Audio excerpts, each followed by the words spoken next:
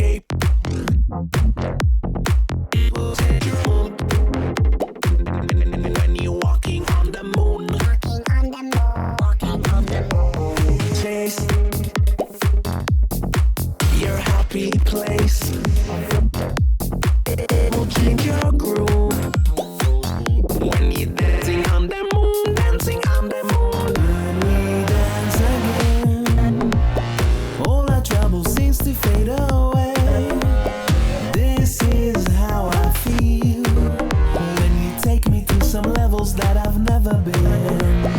When we dance again, all our trouble seems to fade away.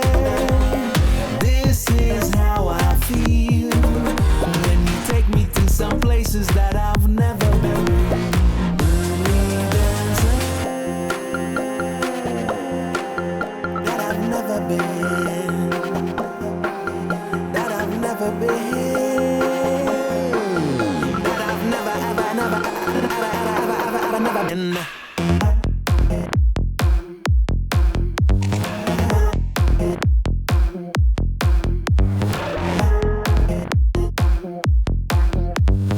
Walking on the moon. One moment to escape. People take your mood. When you're walking on the moon, Walking on the moon. chase your happy place. It will change your groove when you're dancing on the moon, dancing on the moon. When we dance again, all our trouble seems to fade away. This is how I feel when you take me to some levels that I've never been. When we dance again, all our trouble seems to fade away. This is how I feel when you take me to some places that I've never been. When we dance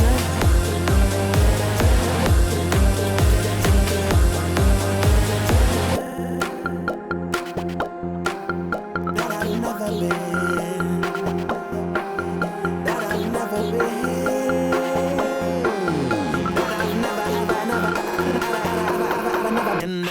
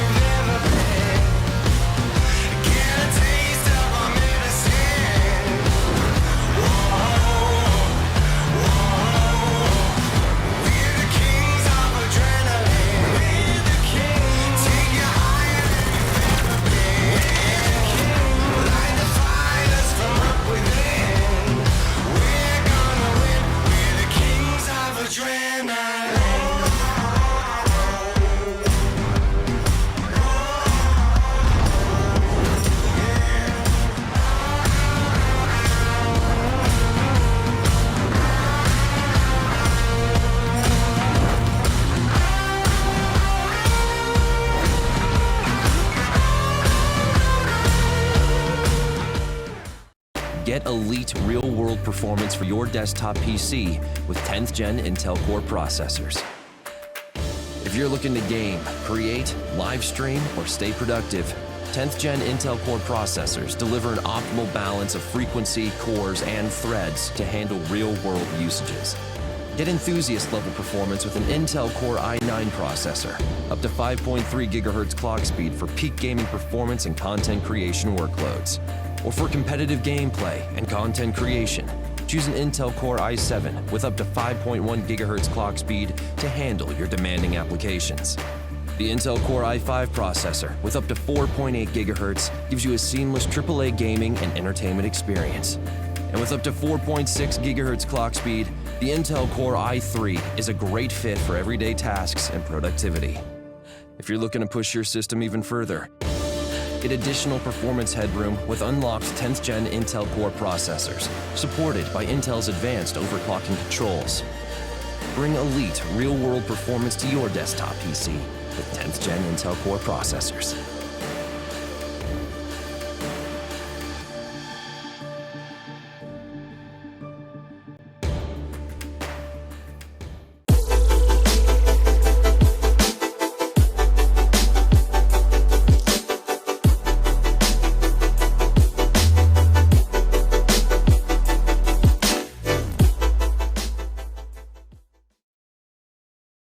Alrighty, ladies and gentlemen, welcome back to Week 7 of Season 3 of Women's League, presented to you by Esports. My name is the Russian Cthulhu. I'm once again joined by Pi.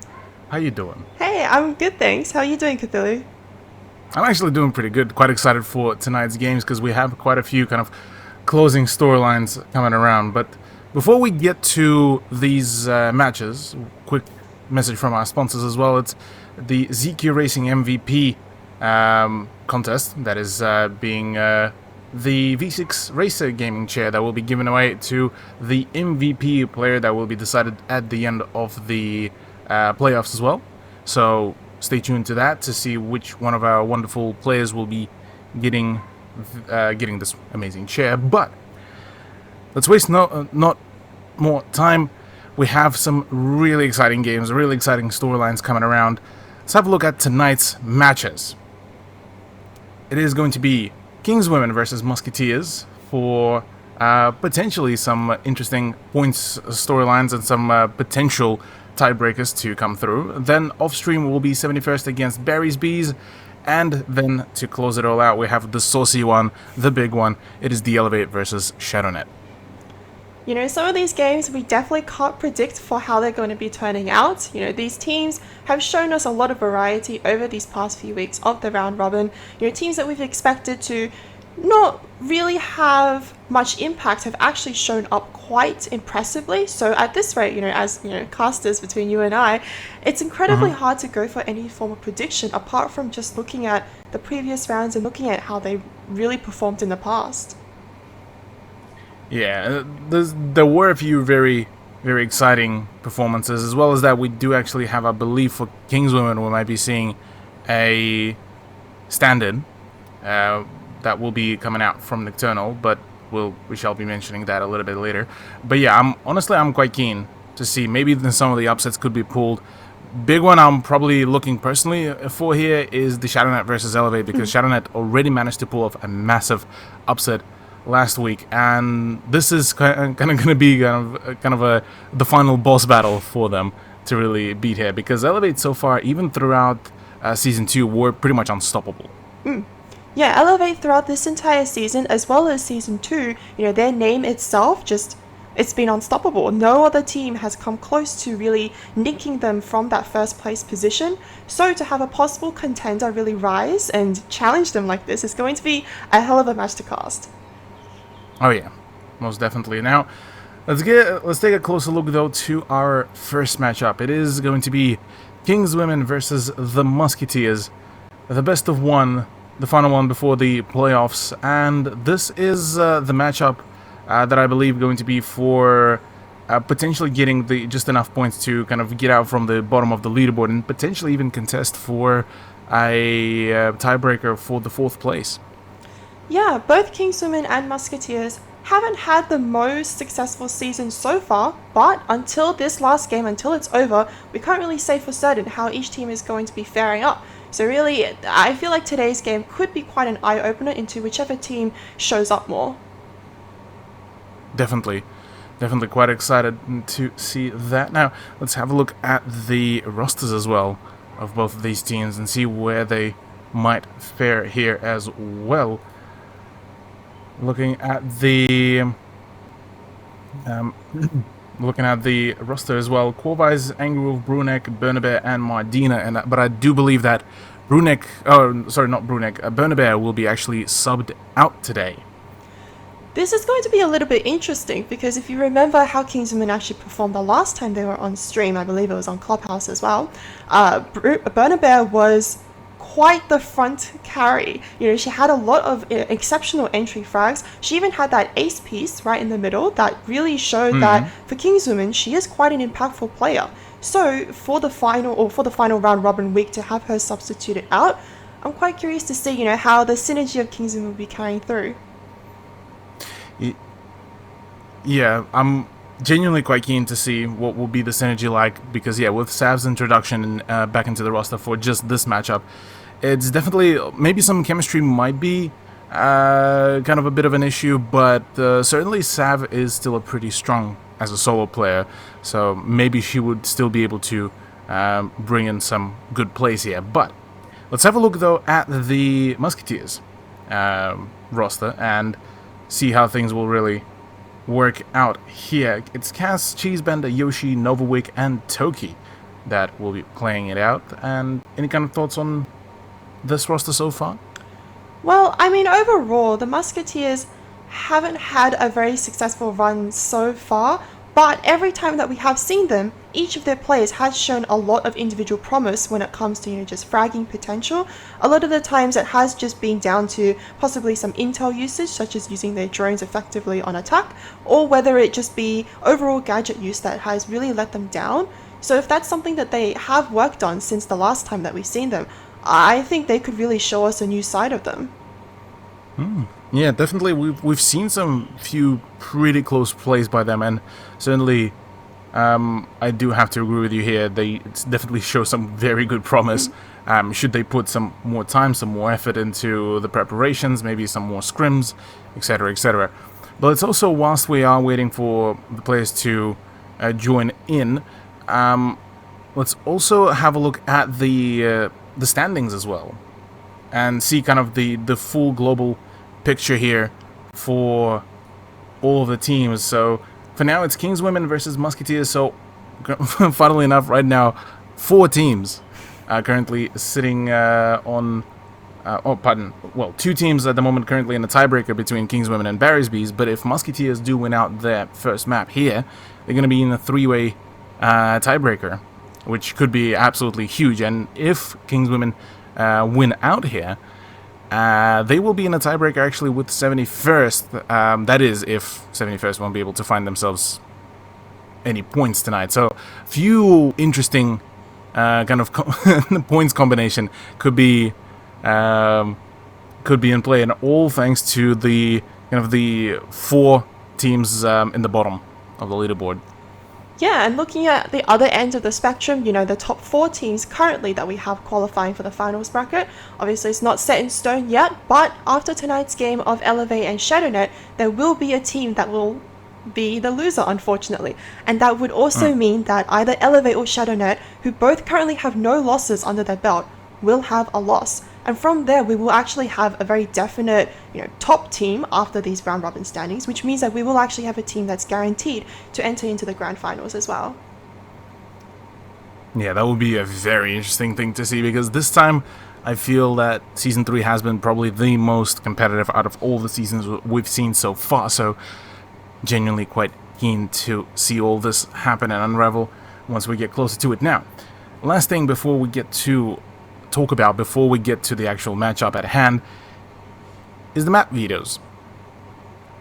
Keen to see what it is going to be. Well, won't be really as much of a change. Once again, it will be the return of the clubhouse, the map that pretty much has been just a standard pick pretty much for quite a fair few teams, really. And it's been pretty much stratted out for as much as possible. The only things that we do occasionally see different are some of the rather unusual roam plays, some of the rather more unusual angles that could be taken, maybe some more thorough, say, sledging slash buck shotgunning off the floor above the church and arsenal room. So there's still a few small bits and pieces, but overall, Clubhouse is slowly kind of creeping into that kind of position where Coastline is, where it's borderline overstratted now, and it's more so just kind of who can frag out a little bit faster, I suppose, will be faster being kind of the main emphasis here. Yeah, I definitely agree with what you said, especially after so many weeks in the round robin where we have seen Clubhouse come up repetitively over and over again over the past few weeks. We have seen a lot of common identifiers. A lot of the teams, it seems they know how to set up for attack, they know how to set up for defense. The real things that really separate the top teams from the bottom teams is just how fast they execute it and how well they go for the bomb plant if they are the attackers, or the site retake if they are the defenders. So that's something that we haven't seen a lot come out from the teams in Women's League, because a lot of the times the rounds are won just based on deaths all around rather than just the bomb being placed. So I hope maybe today we'll get to see some interesting win factors. Definitely quite keen to see all this. Well, let's have a look at the Clubhouse and see all of its beauties yet again before we get straight into the map itself. Look, I'm quite keen. I'm keen for all of this. I am excited. Sav also being introduced to Kingswomen could potentially be an interesting addition, just given the fact how strong she was on a fair few clutch positions. So maybe here it is going to be kind of a similar situation here as well. First, attacker ban will be coming out from the Kingswomen side. Kingswomen has shown that they are quite standard with these bans, so I wouldn't be surprised to see a Thatcher or a Jackal ban come out. And it actually will just be the Thatcher ban to come out first, which does make sense considering if you are on defense, you don't really want any other team to really have that Thatcher to be available for your roster. Yeah, that's a pretty good point. Now, I'm curious who's going to be banned for the attack, because it's either between Maverick and Ace usually, and both of these operators are quite annoying to really deal with, and it seems that, yeah, there we go. Maverick will be the one to be banned out. Again, nothing as surprising as we probably could have been. Even I would say even the Jackal ban could have been a surprise to me here. I think banning out the Maverick, especially on a map like Clubhouse, is just so pivotal because you have all these walls that you could potentially trick that a Maverick can really just straight up deny, especially paired with his frag grenades. It opens up a lot of avenue for the attackers, so to quickly remove that really just saves a lot of time when you are on defense. Yeah, well, final defense ban is coming around, and that is going to be, drumroll, it's a mirror. Okay, so, well, quite literally the only probably, well, quote-unquote unusual ban going to be, well, yeah, Kayad is kind of going to be of an unusual ban, but not as much as we probably would have seen. We're just gonna quickly, briefly, just fix things up here for ourselves, just to get the audio stuff. But look, so far I'm quite excited because there's still quite a fair few things really to be done for both sides, and the bans don't particularly really hinder the sides as much. Maybe for attack it will be quite an issue, but we've seen already so many iterations of how to counter, say, some of the vertical play from down below, say it's CCTV and cache, whether it's the downstairs play, whether it's garage. So there's I'm pretty sure there's still going to be a plethora of ways of really dealing with all this. But let's get straight back to the game. Hopefully, I think we might be actually just getting back to it. Oh, okay, no, never mind. Still fixing things up a little bit. But look, overall, we did get a bit of a tease about the operator picks. I believe we actually seen the Jaeger Wamai come through for Kingswomen. So I'm assuming there's going to be quite some heavy presence in the rafters as well.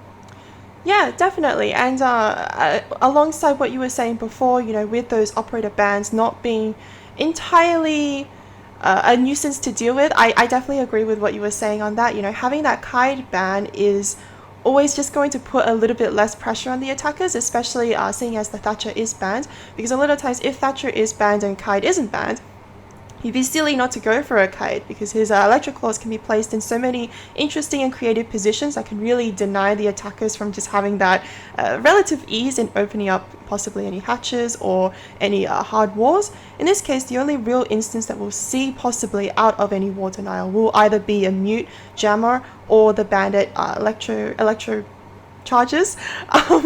So and those are relatively easier to deal with than a kite electric claws, such as on the CCTV wall. You could just go below, you know, use the verticals that you were talking about before with the buck, possibly Zofia, or any really sort of explosive charge from below will just do the trick, and it should be able to deny any potential bandit trigger on those walls. So no real difficulty there. It just again comes down to the speed at which the attackers implement that. A lot of the times in Women's League, teams struggle to capitalize on that. You know, there might be some lounge presence, there might be some stock presence, and that wastes a lot of attackers' time, which means that every other process that they need to go for after that is going to be, you know, maybe a minute delayed, maybe 2 minutes delayed, which means that there's very little time for the bomb to actually be placed. Yeah, definitely. I reckon we might be seeing some very momentum-based as well plays here, namely from King's Women. Unfortunately, we weren't able to get the sound issue solved, at least just yet, but hopefully things may still be visible here for all of us. But look, at the moment, we're already seeing Martina go down. But funnily enough, a quick thing, Cheesebender actually used up both of her thermite breach charges, and only, it seems, after a minute or so, the breach has actually happened. So it seems that Sav actually did a pretty overall good job, but right now Musketeers are just rolling in very quickly. Yeah, Cass has such a strong position at this point. She is going to be going in for a triple kill, quickly turning around this round. She could possibly get a quad, but that no-go today. Brunek will be getting actually a double kill from those Raptors. Can she get that triple kill? No, she needs to reload. She is lying prone now, and she does know where that attacker is, and it is going to be a Kali, and she does take down Yoshi in her own triple kill, which means that all she has standing in the way of winning this round is just going to be an ace. Exactly, well, ready. Brunek does manage to pick herself up her 4th kill. Novawick already fully well aware about the positioning of the Wamai, and Wamai actually just moves over to the shield, has the perfect angle, really has the shot, and well, that's already an ace for Brunex, just like that. Easy peasy lemon squeezy. What a moment to cut the stream back into. I did not expect that for both teams to start off on round 1, to start off with such a big bang, but here we are, ladies and gentlemen, Brunek with an ace. Yeah, just like that.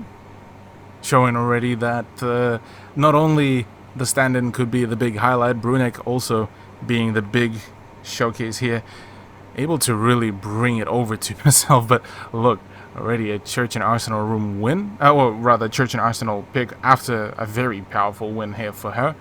It's going to be a good start for King's Women. Most definitely.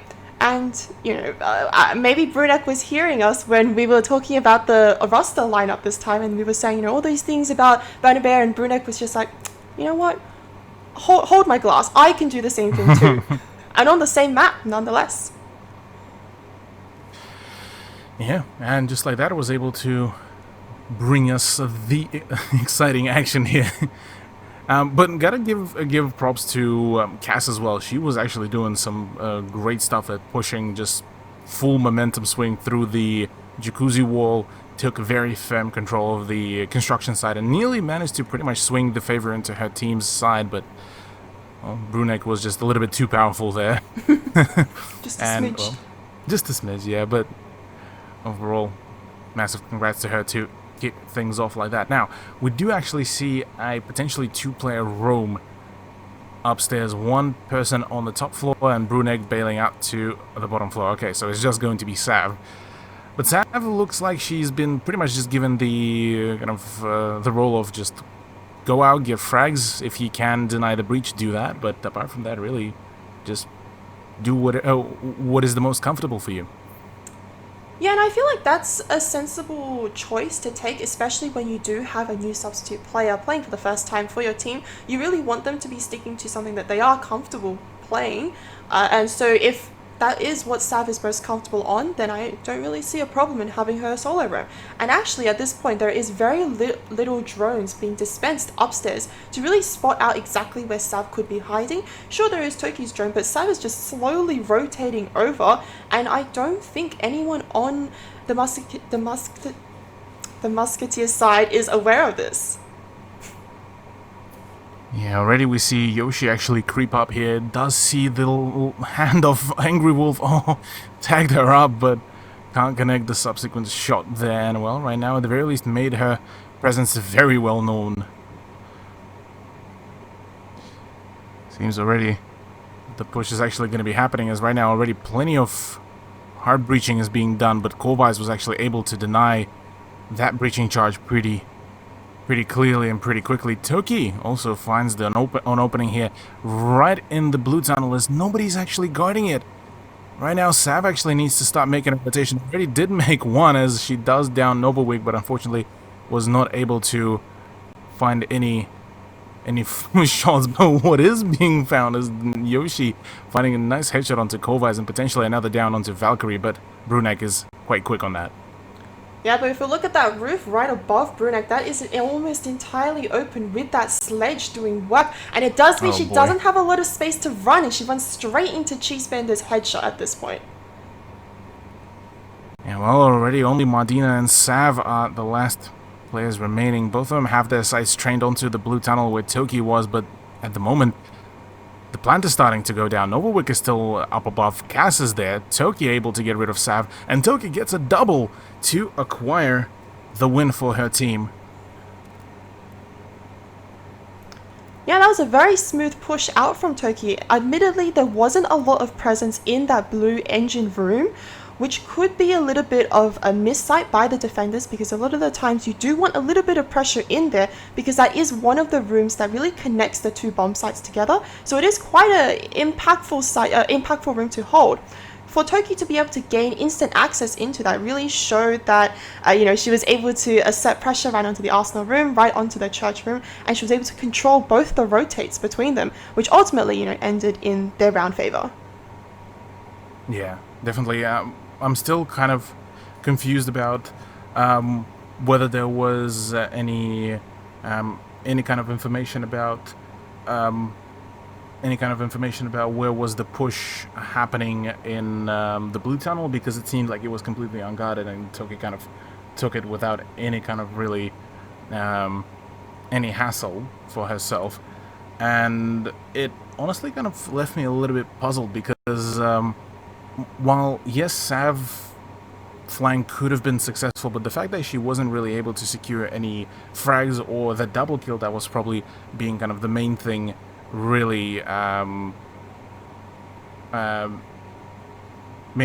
here. Sorry about the pop-up in game, kind of took me off guard, but yeah, the ROM didn't really, unfortunately, pay off for Kingswomen, so maybe this time we might be seeing some adaptations now that they kind of figured out what will be kind of the general approach by the Musketeers. Whereas on the side of Musketeers, I mean, Yoshi back into her element on the Kali, certainly seeming to be working out quite well. Yeah, I agree with what you said. Sav on the roam could have been a very scary force to deal with. She could have wreaked a lot of havoc on the attackers, especially by peeking into that kitchen where there was already a sledge playing, where the Nomad was also playing as well. She did manage to get it down on the Nomad, but ultimately wasn't able to finish it off, and I believe, maybe it was just a lack of intel, maybe she wasn't aware that she actually had a down, so to be able to go into that unknown fight ultimately didn't really turn the favor into her hands, so she just decided to rotate back onto site, which is an alright move. But at that rate, there was so much pressure being asserted through the verticals. There was already that dirt pressure as well as that blue engine room. So there was very little space for the defenders to really take control. And ultimately, that didn't really end up well for them because they got pushed out of it and the bomb got placed and then all these frags happened out of Toki. Yeah, the moment the diffuser was put down, it was kind of just, really a lose-lose situation there for the remainder of Kingswomen. Not only they didn't have the positioning, they didn't really have the time anymore at that point. And after that, it was pretty much kind of a very unfortunate loss. I'm just quickly going to communicate on to the admins as well. But yeah, look, overall, I genuinely think that we might be seeing a pretty close game here. Both Kingswomen and Musketeers already shown us some pretty solid frags and some really solid approaches. So, look, overall, I definitely think we might be seeing say something across the lines of 7-5 maybe scoreline.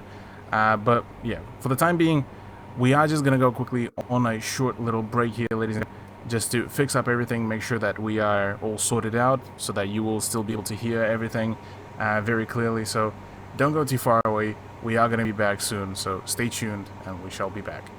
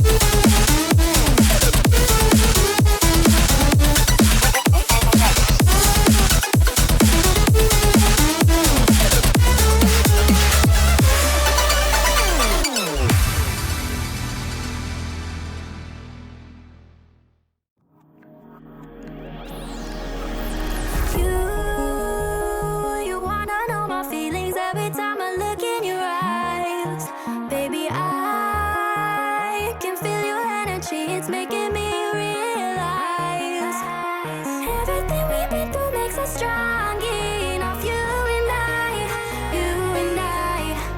Everything we've been through makes us strong enough. You and I, you and I.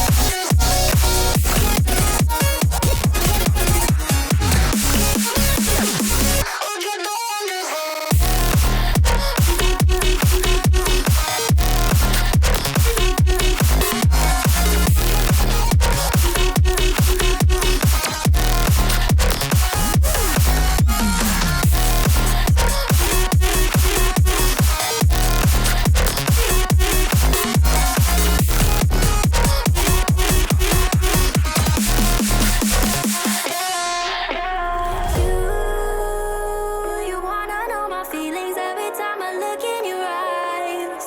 Baby, I can feel your energy, it's making me realize everything we've been through makes us strong enough. You and I, you and I.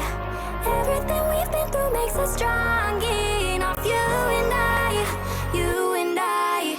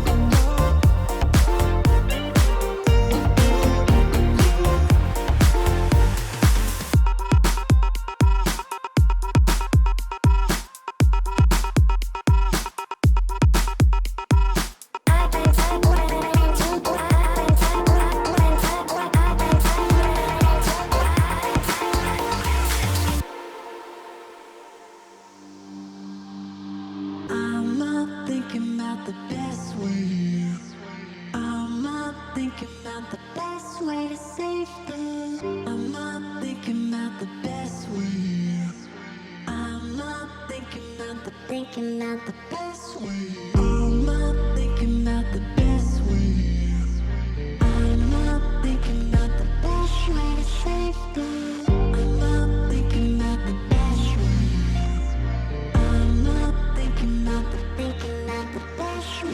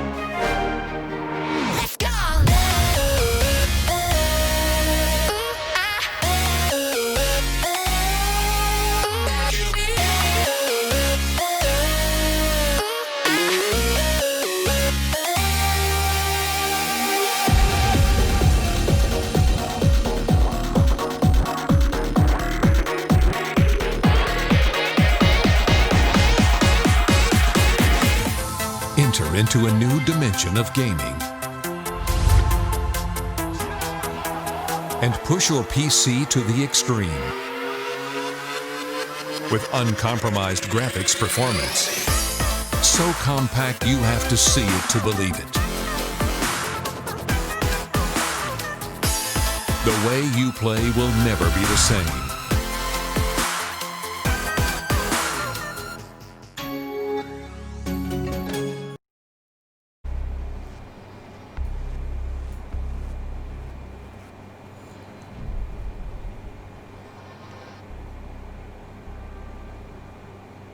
Right, there we go. Finally, we are back, ladies and gentlemen. Welcome back to the matchup between Kingswomen and the Musketeers. Musketeers are currently managed in the last round win out the Church and Arsenal offense. So we are going to be going pretty swiftly onto the gym and bedroom setup. Yeah, gym and bedroom. We see quite standard setups from both the defenders and the attackers in this instance. We are seeing a castle come out from Mardina, which is something that we have seen a lot of the times for that gym and bedroom take. A lot of the times, that castle barricade is there to just really give a little boost to whoever is going to be bandit tricking those spa walls. In this case, it will be Sav on the bandit. So I'm keen to see, how this bandit tricker will be for the new team. Yeah, I mean, Sav was able to, I'm assuming, do a pretty decent job at delaying the breach previously when they were defending on the CCTV and cash room. But it seems that right now, well, it will be yet another test for her ability. Once again, we are seeing the Mute, the Jaeger, and the Woolmite come out from Kingswomen, and the other change is the fact that Medina is bringing in the castle. That will be used to do the usual setup, which is castle off the window, castle off the doorway, both into the gym, and well, off we go. Off we go indeed. So on the attacker lineup, it's quite interesting to see. Well, actually, I was just going to say it's quite interesting to see a Kali, but at this point, I just realized it was Yoshi on the Kali. So at this point, it's quite standard to see the Kali being picked. It's more so the question of why she wasn't banned. Well, having that Kali on board does mean that Sav's job at bandit tricking will be just that tiny bit harder. Indeed, those lancers are going to be a threat if Sav has pre-placed her bandit charges. At this rate, she has not, which does mean that Yoshi and Cheesebender will need to work a little bit together in order to really prevent Sav from tricking that. But it doesn't seem like they really know that she was there because Sav gets that first thermite charge down. And with Cass missing out on both of her frag grenades to try to destroy the castle barricade, it is going to be quite an issue. Because now Cheesebender is going to be trying to just try to maybe plan down that breaching charge, but with Sav being still in full-blown safety, this is going to be quite an issue because Yoshi's now needing to get rid of that castle barricade. And finally, well, castle barricade is gone, and now Sav is forced to pretty much try to get rid of the sledge before even the breach happens, but it seems that's not the case anymore. And funnily enough, the bandit charges were actually placed nowhere previously. Yeah, but however, this does mean that she is able to just freely place them down wherever she wants to, but at this rate, Cheesebender has used both of her thermite breaches, which means that, whether or not you still have them in your pocket, it doesn't really matter at this point, because that breach into that spa wall is open, which does mean that they will be going for more of a gym control tape. They do, however, need to make sure that any presence in that master bedroom is relatively pressured because of those feet holes. And as I'm saying this, it is just going to be Cheesebender sending it down, getting that kill onto Sav, getting that kill onto Brunek. Corvice retaliates with a little kill onto Cass, but that control in gym has been maintained, and that bomb is getting planted down by Cheesebender. Yeah, with Corvice now opening up once again onto Cheesebender, as well as that Angry Wolf responds back. Toki actually trying to get into a gunfight, but misses out on most of her shots. Finally is able to down Corvice, and now it's down to Angry Wolf. Angry Wolf is able to find at least the trade, but at the moment has no time to really go and pick up Corvice. So right now, Novawick actually is in a very still powerful position. She could very much deny the defuse here very quickly. I believe Novawick still has as well one air jab still in her pocket. Yes, she does. So if she's able to, she could potentially air jab off one of the windows. But no, she goes in for the peak, which means that Angry Wolf is able to get that triple kill and that bomb defusal down onto the bomb. Oh. Just like that. Yeah, bomb has been defused still.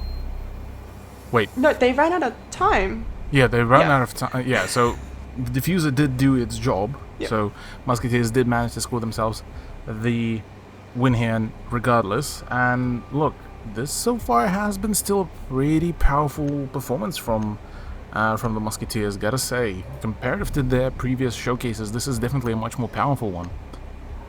Yeah, definitely a lot more closer. You know, we're seeing very nice refrags come out from both teams. We're seeing well executions, and we're seeing a very predefined defense structure come out from Kingswomen at this rate. So to be able to see such a close tie in between the rounds, you know, I think that the next round could actually go in the favor of Kingswomen, purely because we are going onto the cache and CCTV site, which is where Kingswomen showed a lot more of their strength in the first round. So I'd be keen to see if the Musketeers really adapt to how they played in the first round and really go for any other different attack strategies. Yeah, well, last time they did win out this round, or rather this side, it was off the back of Brunek getting the ace there as well. So that might be also one of the reasons as to what could be where could Kingswomen perform if Brunek is able to perform here once again, because otherwise, so far, gotta say, Kingswomen looking a little bit maybe not warmed up to some of the plays, but yeah, it seems that some of the gunfights haven't been really working out. The fact that Sav has been missing out on a few of the plays herself definitely does introduce a fair bit of an issue there maybe for the plays. But overall, again, Mardina is the first person to actually take some damage through the peak hole that she tried to open up, but got punished pretty swiftly there by the Musketeers. Yeah, I believe last time the reason why the Musketeers attack was so effective was just because Cass had that early control into that master bedroom and into construction, where she was able to get a multitude of picks off. This time, however, with Mardina already holding such an aggressive position, you're sure she got tagged a little bit through the wall, but that unknown pressure has been asserted, which means that Cass can't really just run straight in like she did in the first round. Indeed, Mardina is actually holding in that construction room, which means that, you know, to get through to construction, to that red rotate where Cass got her pivotal picks last time, you're going to have to go through Mardina first. Yeah, as well as that, the breach has actually been already done in the CCTV room, so already yet another avenue has been opened up here for the push. Cass actually seems like she has actually fallen back, and instead will be droning up ahead to see if she can maybe find a few flank positions with her drones, but the only person that she will be able to really find later on will be Mardina, possibly, maybe Angry Wolf if there's going to be some sort of a ballsy push, because so far there's quite actually a plentiful amount of drones coming around to actually figure out some of the positionings. Some pre-fires are coming out from Brunek, who could have actually found some damage onto Yoshi, but unfortunately couldn't really connect anything. So at the moment it's like almost a calm before the storm, but just as I say that, Yoshi actually cops a stray bullet to the bean. And it will be Mardina, still in construction, holding down that room with quite a relative force as well. She gets that kill onto Novawick. Yeah, with Cass now starting to kind of wrap around and seeing if she can maybe find some frags, well, rightfully so, she is able to shut down Mardina. Same as Brunek, she does go down due to a pre-fire, but Sav is able to find a refrag onto Cheesebender, so it's down to Toki and Cass. Cass finds herself a double, make it a triple, gets finally traded off, so now it's all down to Sav. Her position has been actually revealed, so right now it's down to Toki to actually go in for the plan, and well, she does go down at the on the default spot, she could be taken down pretty quickly, but instead elects to actually revive Cass before going for a plant, which will be a pretty safe idea given the fact that Sav is actually still fairly far away from the site, and actually the pre-play C4 didn't really work out. At this rate, however, neither team is aware of where Sav is, and Cass, caught with your pants down. Sav is going to be getting that kill onto Cass, which does mean that this is now a 1v1 between Sav and Toki. Sav is incredibly low, and Toki doesn't seem to really know where Sav has been, but that microsecond of being detected will alert Toki as to exactly where Sav is going from. But it will be Sav through the wall, getting that headshot onto Toki. She is going to have enough time to go for the bomb defusal in this case, which does mean that Kingswomen will be the winner of this fourth round. There we go. Back to a 2-apiece draw between the two teams, and yeah, Sav doing some phenomenal job in a 1v2 clutch, being able to keep her calm and being able to, well, just win it out and clutch it out. Yet again, unfortunately for Kings Women, it goes down to a clutch situation. But this time it was definitely a whole lot closer comparative to round number 1, I'll have to say. So they're not out of this just yet. 2-2 scoreline will be pretty much dictating as to which team will be coming out once again into the point advantage and potentially solidifying themselves a very stable ground to play off. That is, at the very least, a draw to come out into the second half. Whereas for Musketeers, this looked like it was quite a misplay from them, but overall, just from the general feel, it looked like they were a whole lot more in control of like the general pace rather than Kings Women right now. Yeah, I think Kings Women adapted quite well as to how they almost lost in that first round when they were holding Cash and CC. Because as we said earlier, yes, they did win the first round, but only off the back of Brunette because she had an ace clutch. So, you don't really want to rely on something as unreliable as an ace clutch, and so they really rotated around their defense, so they had more of a presence in that construction room, which definitely put a slow into the Musketeers' attack, because as we can see, when they got pressured, when the time went down, they actually defaulted back into a construction push, and it didn't really work out because they lost members to Mardina. And sure, Mardina was taken down ultimately by Cass, but by then the damage was already done and you were already down in numbers.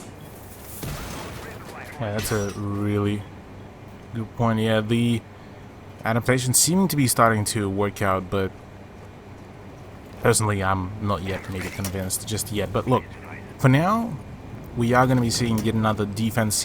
This position of Angry Wolf is a little bit concerning. It's a soft wall that could be pretty much impacted by Toki pretty quickly, but thankfully Angry Wolf probably maybe listens into the stream, who knows. Maybe she listens into the live feed, but right now, the breach attempt will be done here in an attempt to just try to do something to force Sav out of her position, because right now already both of the castle barricades have been taken down. Cass has actually been kind of forced off her position, but that pretty much only happened just about as the breach was happening. So with Sav now forced out of her position, things are certainly going to be looking a little bit dicey, but at the very least, some time has been already wasted, some lances has been already wasted, so Yoshi will be at the very least kind of defaulted back to more so of a fragger roll, as Sav actually just pops up and gets better off Cheesebender. Yeah, I mean, it doesn't matter if you can't ban a triple wall if you can just kill the thermite. That is true. Funnily enough, Yoshi actually elects to bail out of that attempt at the gunfight and instead goes in for the plant attempt. Sav decides to peek into Novawick with her back out, so that does allow the Nomad player to pick herself a frag. But right now in the post-plant situation, things are certainly not looking too pretty, because KGW are now stuck in a bit of a peculiar position, because Cass is about to actually take control of that gym window. Yoshi just got taken down, so Novawick could still pull off a nice crossfire where she does get actually rid of Angry Wolf, so we're back to a 2v2. Brunette does manage to spot the bomb down and is going to be going for a little bit of a cheeky defusal, but Cass is going to be quickly spotting that out. Meanwhile, Corvice trades out Novawick. She does know that Cass is right outside that gym window. Can she land her shot? No, she can't, because it will be Cass winning that clutch out and winning the round for the Musketeers. Once again, Musketeers are winning out by enemies killed and able to quite consistently actually put down the diffuser and then force the defenders into that kind of into even less of a favorable situation. So yeah, this is definitely looking like Musketeers were very much preparing for this game, whereas Kings Women, they have a few good adaptations like you pointed out, but it seems like the fact that they are missing maybe on Burnabear, the fact that they are playing in that kind of core 4 plus a stand-in is seeming to be hurting them a little bit. Yeah, I mean, it's never easy to go into such an intense match with just a substitute player on your roster. Sure, that substitute player might have a lot of skill and talent already within her, but ultimately you are lacking on that team communication and coordination that, with Burnabear, it felt a little bit more natural, purely because I would assume that they have played the entire season together. Whereas with Sav, I don't believe they've had the same amount of time to play with each other together. So obviously there will be a little bit of maybe communication differences, maybe just a little bit of, oh, normally Bonabere holds this, but Sav isn't holding this in this case because she is just a different player. And, you know, things like that you can't really fault, but it is going to be a factor into how much hesitance there is in their play. Yeah, the hesitance I feel is going to be quite a large factor to really consider here. Seeming though a fair few of the positions, fair few of the angles that we usually so used to see Bonabere to hold is seeming to be adapted by Sav, but the fact that she is yet again on the Church and Arsenal hold, planning to go for a top-down roam, is seeming to be a little bit counterintuitive, it seems to me, just for the sheer fact that already, whilst she is still kind of just sitting around in the cash room waiting for, well, I'm assuming the drones and the roam clear to come around, there's already Yoshi once again going in for the push, and really she won't be contested. So the moment that door is opened up, it's only up to Angry Wolf to really do anything, and the moment Toki figures out that there's nobody in the blue tunnel, it's going to be yet another easy frag. Yeah, I feel like for Kingswomen, they definitely need to really adapt and go for some form of presence in that blue engine room, because at this rate, as you said, it will just be Toki pushing down for free and possibly getting that kill onto onto Corvice in this case, who walks a little bit too close to Toki's crosshair, and indeed it will be Corvice falling down to Toki. Next in line it will be Angry Wolf, who is still holding those AK racks, and she's incredibly pressured from both that blue engine as well as dirt tunnel. Yeah, well, meanwhile Sav did get forced out of her main stairs position. She could possibly get the kill onto Toki, but Toki's already got the call out that the Jaeger is rotating and has her sights trained right onto that, but response time there took a little bit of a time. Maybe it was a little bit of a lag, but overall, well, that's the Toki out of the equation, who did manage to throw in quite a large spanner in the works of Kingswoman on the previous attempt of the Church and Arsenal room. Yeah, with Sav getting that kill onto Toki, it does mean that there is going to be no blue pressure at this rate. And Yoshi swings, but swings to the wrong side, because Angry Wolf manages to clap right onto the back of Yoshi, which does mean that Cheesebender needs to get this refrag quite soon. Otherwise, there will be no point in this presence for this dirt. Yeah, definitely Cheesebender needs to start doing quite something. Angry Wolf already did get tagged up from behind those weapon racks. Right now, Sav needs to get that flank pulled off. Cass may have heard a few footsteps, but apart from that, really, Sav already got the flank. She's sorting the girls out here, because Novawig still completely unresponsive to that position. Angry Wolf did get down, but Novawig is the one to finish her off, as Cheesebender decides to just unload onto a dead body. And, well, it's all down to Novawig, the lone nomad. Yeah, she goes straight for that drop down kitchen hatch. She doesn't manage to respond. She does manage to respond onto Brunak on those AK racks. She doesn't seem to have a lot of intelligence available, and Sav is once again on the flank through that kitchen hatch. She manages to get that headshot onto Novawick. So there we go. We finally do have a successful roam from Sav, and finally it did pay off. So we back to a 3 apiece scoreline. And this was probably round 6 was probably the most dominant round from Kingswomen, given the fact that they were able to keep the attackers at bay, completely shut down both of the pushes, even though it did take quite a fair bit of work from Sav as well on that roam game. But overall, well played to Kingswomen. Managed to push it into 3-3, so potentially even a overtime opportunity could be coming across the board, but curious how will the attack will really work out here. I'm interested to see, however, only one hard breacher being picked. You know, actually the 6th pick coming out from Mardina, from that Habana into a Gridlock, is quite interesting, because a lot of the times for Clubhouse you really do want at least 2 hard breaches. Possibly, you know, even if the defenders go for that downstairs site onto that Church and Arsenal, to be able to have a hard breacher who is able to take down the hatches relatively easily.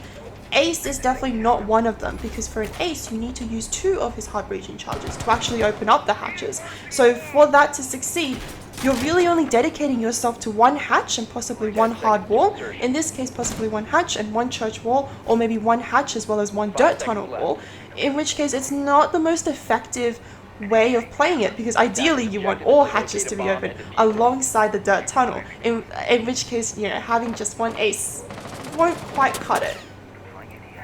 Yeah, it's definitely a bit of a curious decision. I'm assuming maybe Kings Women were more so assuming that there's going to be a CCTV hold rather than the church and arsenal, for which the decision to bring in a single hard breacher actually kind of makes more sense here. But from the looks of it already, Sav will be contested on the entry to garage, which she will elect not to really take, and instead maybe try to go through maybe the billiards window, or maybe through the main door, where apparently there's no presence whatsoever. So possibly a really good idea, but actually instead decides to go in for maybe a hatch drop through the logistics, which is also another way to establish a temporary early ground full push, as it seems that both Yoshi and Cass actually opting to bail out of the position. Actually, pardon, only Yoshi. Cass decides to actually stay around and see if she can maybe get a frag or two.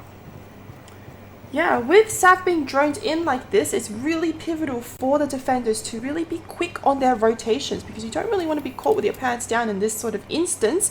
But it looks like the rest of the Musketeers are holding down the fort quite effectively. Corvice is going to be doing the classic Carly and pushing through Dirt Tunnel. She is being droned in by a variety of drones, but there is a mute jammer on that Dirt Tunnel door, which does mean that things will need to go a little bit slower. You know, Corvice will need to use a lance to possibly destroy that charge, but the lance falls a little bit short and that mute jammer is still up, which means she still won't be able to get that intel. Yoshi goes for a little bit of an aggressive push onto that drone, doesn't quite get punished for it, which is very lucky on her behalf, and she actually manages to snag the drone as well. He just decides to just roll up to that the whole tunnel, like, oh, you wanted to drone? Oh, well, take your drone. Kind of a very ballsy decision there, but also a very ballsy one to try to contest Corvice on that pixel peak, because while Yoshi couldn't really see, Corvice could have had a very nice and easy frag on her. Well, instead it's Sav to actually open up onto Cass, and that is the only roamer that was actually just playing offside. Yoshi already managed to make a rotation, so right now it's with 30 seconds remaining, the push needs to happen on the double, and being able to only find the roamer only after that such long time, it's definitely quite an issue. Yeah, meanwhile it is going to be Toki and Yoshi taking a little bit of damage down in that arsenal site. However, the fort is still being held quite strong. Damage is being poured through that kitchen hatch. Mardina doesn't quite seem to be able to land her shots, and it is Toki getting that first kill onto Corvice. Angry Wolf gets that second onto Toki, Mardina with that third onto Yoshi, but they need to have that bomb down, otherwise you don't have time to continue the round, and it will be the Musketeers, the defenders, taking out this round. Well, that was a bit of a roller coaster of emotions there, I gotta say, because throughout the whole game it looked like Musketeers had it. Then for a split moment it came back to a 2v2, and then all of a sudden, well, time ran out, and well, nothing that could have been done there for Kingswomen, unfortunately, as it seems that, well, it's going to be Musketeers that are coming out victorious here. A very successful as well defense from them, gotta say. Yeah, and I believe that's one of the strengths of having a Legion on your team as well, because I believe, you know, the bomb wasn't able to be placed purely because there was a Legion mine in the carrier's foot, per se, which meant that in order to get that prompt to place down that bomb, you would first need to pull out the Legion goo mine, and with, you know, 1 second left on the clock, that just isn't going to be happening. Yeah, usually those are quite a pain to deal with, especially in those kinds of situations where you can't really afford to pull out that needle, as well as that can't really keep on contesting certain angles, maybe certain time issues as well. So certainly an issue. Sav also crashed, I believe, and we're having a few issues that Cheesebender can't do much. So yeah, we are going to be going on a rehouse, ladies and gentlemen. So we are just going to be getting shift back to us for just a little bit. But yeah, look, quite unfortunate that few of the Kings women players, well, one of the Kings women players has crashed, but that gives us a little bit of time to really talk about what so far happened, because 3-4 scoreline towards Musketeers is definitely one way to really show that they are coming out quite prepared. They want to get that win. They want to finally pick up a set of points for themselves, just to see if they can maybe bail themselves out from that bottom of the leaderboard. Yeah, definitely. You know, going for a win at this point in the round robin will most definitely push them up in terms of their ranking, and it will also be, I believe, their first win of the season as well, which could be, you know, entirely game changing just for morale and just for a little bit of confidence, you know. But at this rate, you know, judging from how the Musketeers are playing, they are playing a lot better than what we've seen in the past, which shows that they definitely already, over these past few weeks, have undergone a lot of improvement. I've seen a lot better flank control, flank denial, and even flanking coming out of them, as well as the appropriate gadget use, which we have talked about in the past that some teams have lacked in utilizing, where, you know, teams won't be adequately droning and they'll let flankers really capitalize and pass by. So in this case, to see both teams really be on top of that is definitely rewarding to watch. Yeah, most definitely. I'll have to agree with you here. The fact that we're seeing a whole lot more drones, a whole lot more of the just general info gathering game is definitely a great thing to witness, and it seems that it's really paying off. All that practice, all of that, all of the plays definitely were absolutely phenomenal to see. Some of them come around, but some of them were still a little bit sloppy, so it definitely does show that it's definitely quite an uphill battle, as a matter of fact, for both of the teams to kind of keep up the adaptation, keep up the consistency of the games, and well, maybe hopefully they will be able to iron those out comes when the season 4 comes around. Season 4, you know, that's still a while away. That's still next year, and I can't wait to see where we'll both be at in that time. Next year. Certainly curious here what will happen next year. Hopefully we shall be seeing a return of Women's League as well.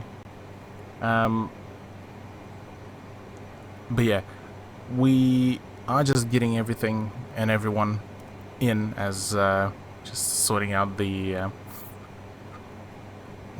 round history here for the games. But look, I reckon we might actually see potentially an overtime. Do you reckon this might happen, given how close a fair few of these games and a fair few of these rounds are? I think most definitely. I think at the rate in which the rounds are being traded, and at the rate in which we are seeing the strengths of both teams being adapted and utilized, I think an overtime is definitely within the books for us today. All right. Yeah, Clubhouse certainly looking mighty unpredictable tonight, as we've seen some pretty wild gunfights that were potentially taken by by both sides, and well, some of the engagements that possibly should have gone completely the polar opposite way. But it looked like so far we might be seeing a few decent adaptations, although for Kings women right now on attack, time management is going to be, it seems, their main enemy almost. Yeah, I definitely feel that, you know, especially after watching the last round on the Church and Arsenal hold. You know, Kings women definitely had a good start. And, you know, they had the appropriate walls open, they had kitchen hatch open, they had all the angles guaranteed. But there was that, you know, almost a little awkward lull in between where it seemed like they weren't really aware, or it seemed like they weren't really sure of what step to take next. They, you know, had all the initial standards down pat, But ultimately, it was down to a lack of time where they were forced to just go for a kitchen hatch drop, and because of that, you know, they had to go for incredibly aggressive trades and hope that that was either going to be enough or that they had time to really plant out that bomb. But ultimately, it really wasn't, and especially with the lack of intel and with a lack of preparation, doing something like that in the last few seconds takes a remarkable amount of practice and a remarkable amount of fragging power that I don't believe Kingsman has at this point. Yeah, we might get that answer just a little bit later, but for now, ladies and gentlemen, we are just gonna go on a quick break just to prep everything up and get things underway. Unfortunately, technical difficulties still plague us to this day, but we shall be back. Just a short few moments, so stay tuned, maybe get a refreshment, and we shall be back. Enter into a new dimension of gaming and unlock your gaming experience. Powerful and portable, with uncompromised graphics performance. The way you play will never be the same.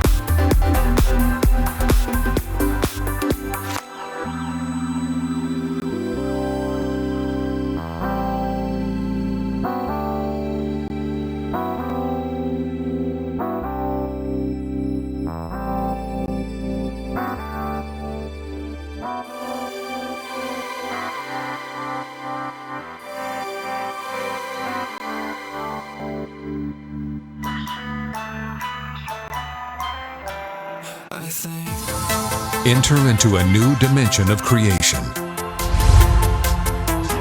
The power to design, animate, and edit.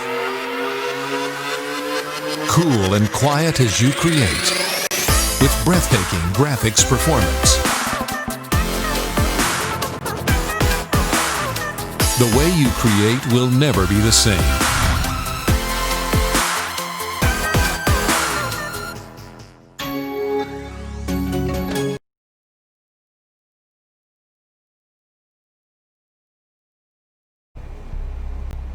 Alrighty, we are finally back as we just had a bit of a countdown in the lobby as well for Happy New Year, but it's not yet coming. Spoilers.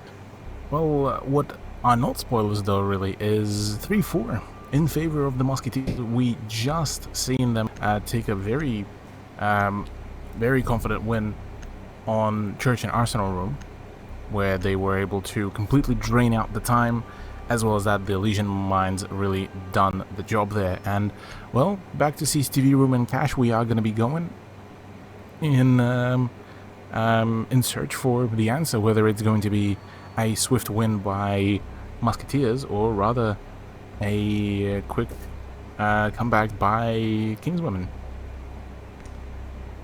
I think it's quite interesting to see that there's still only going to be one hard breacher on the Kingswomen's side. You know, I did mention it a little bit in the last round when they were going for that Church and Arsenal attack, but this time, even for that CCTV Cash, a lot of the times you will see two hard breachers.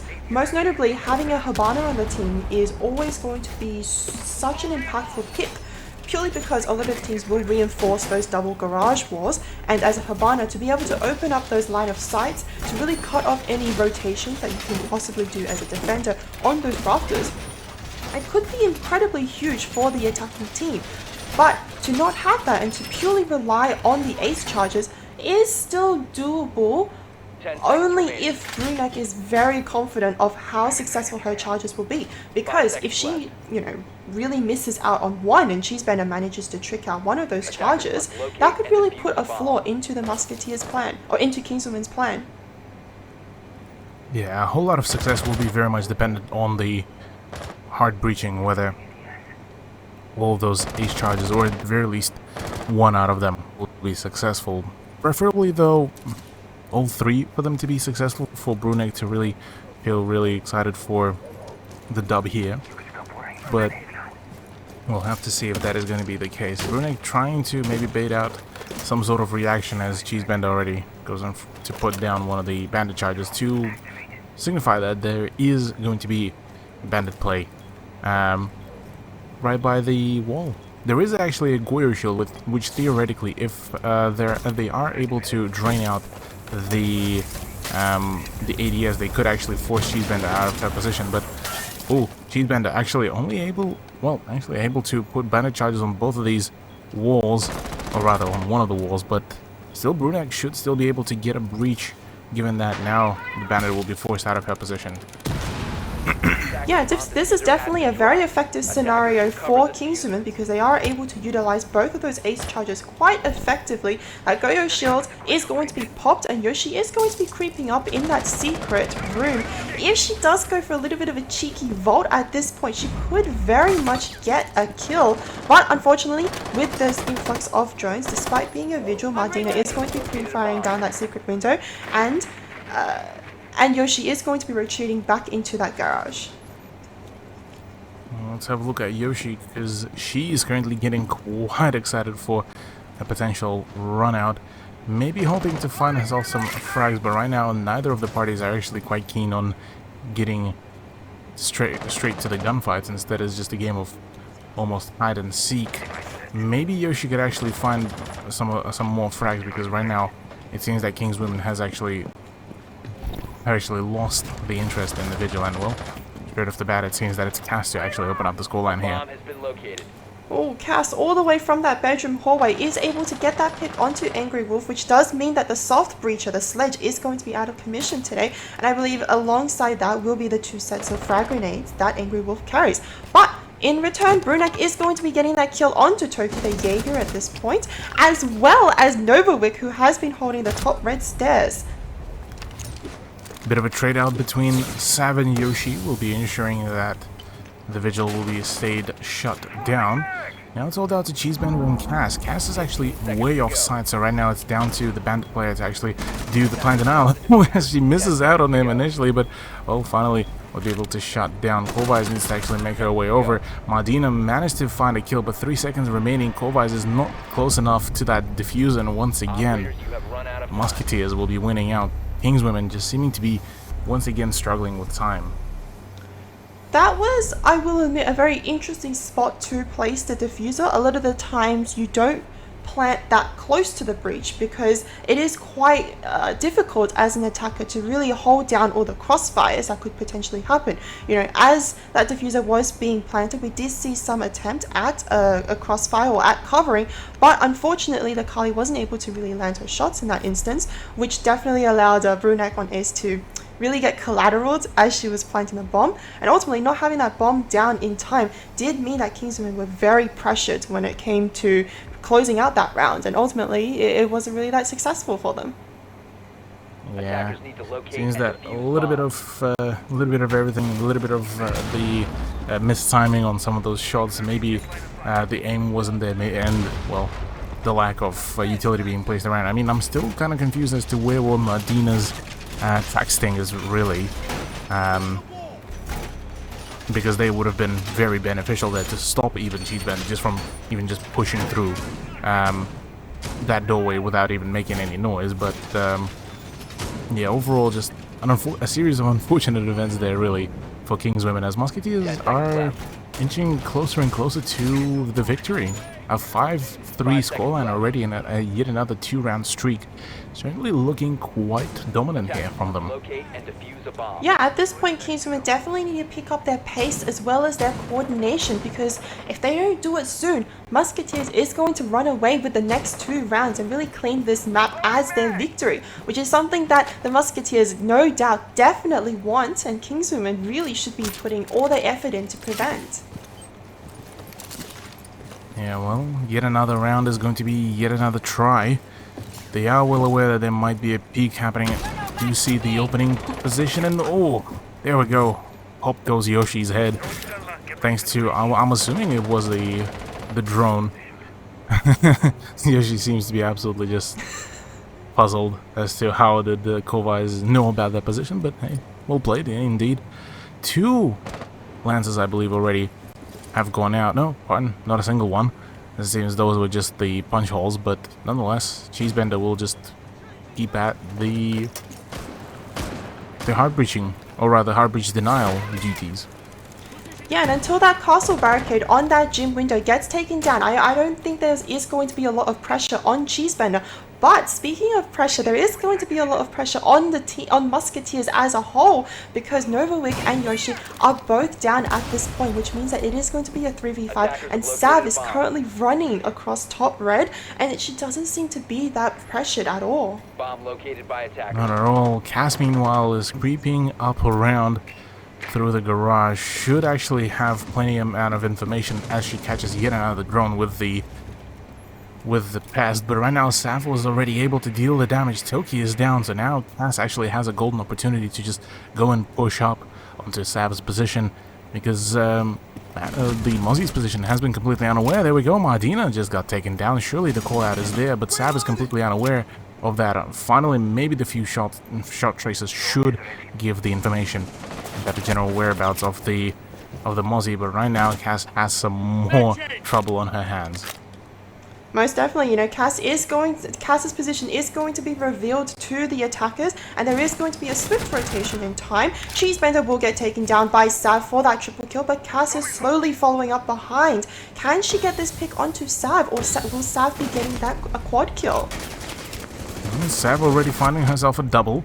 Could be looking at another one. That's a triple already onto Angry Wolf. Needs to ace it out if she wants to find some success, but oh, what is happening? Why is Kovice running at her trying to knife?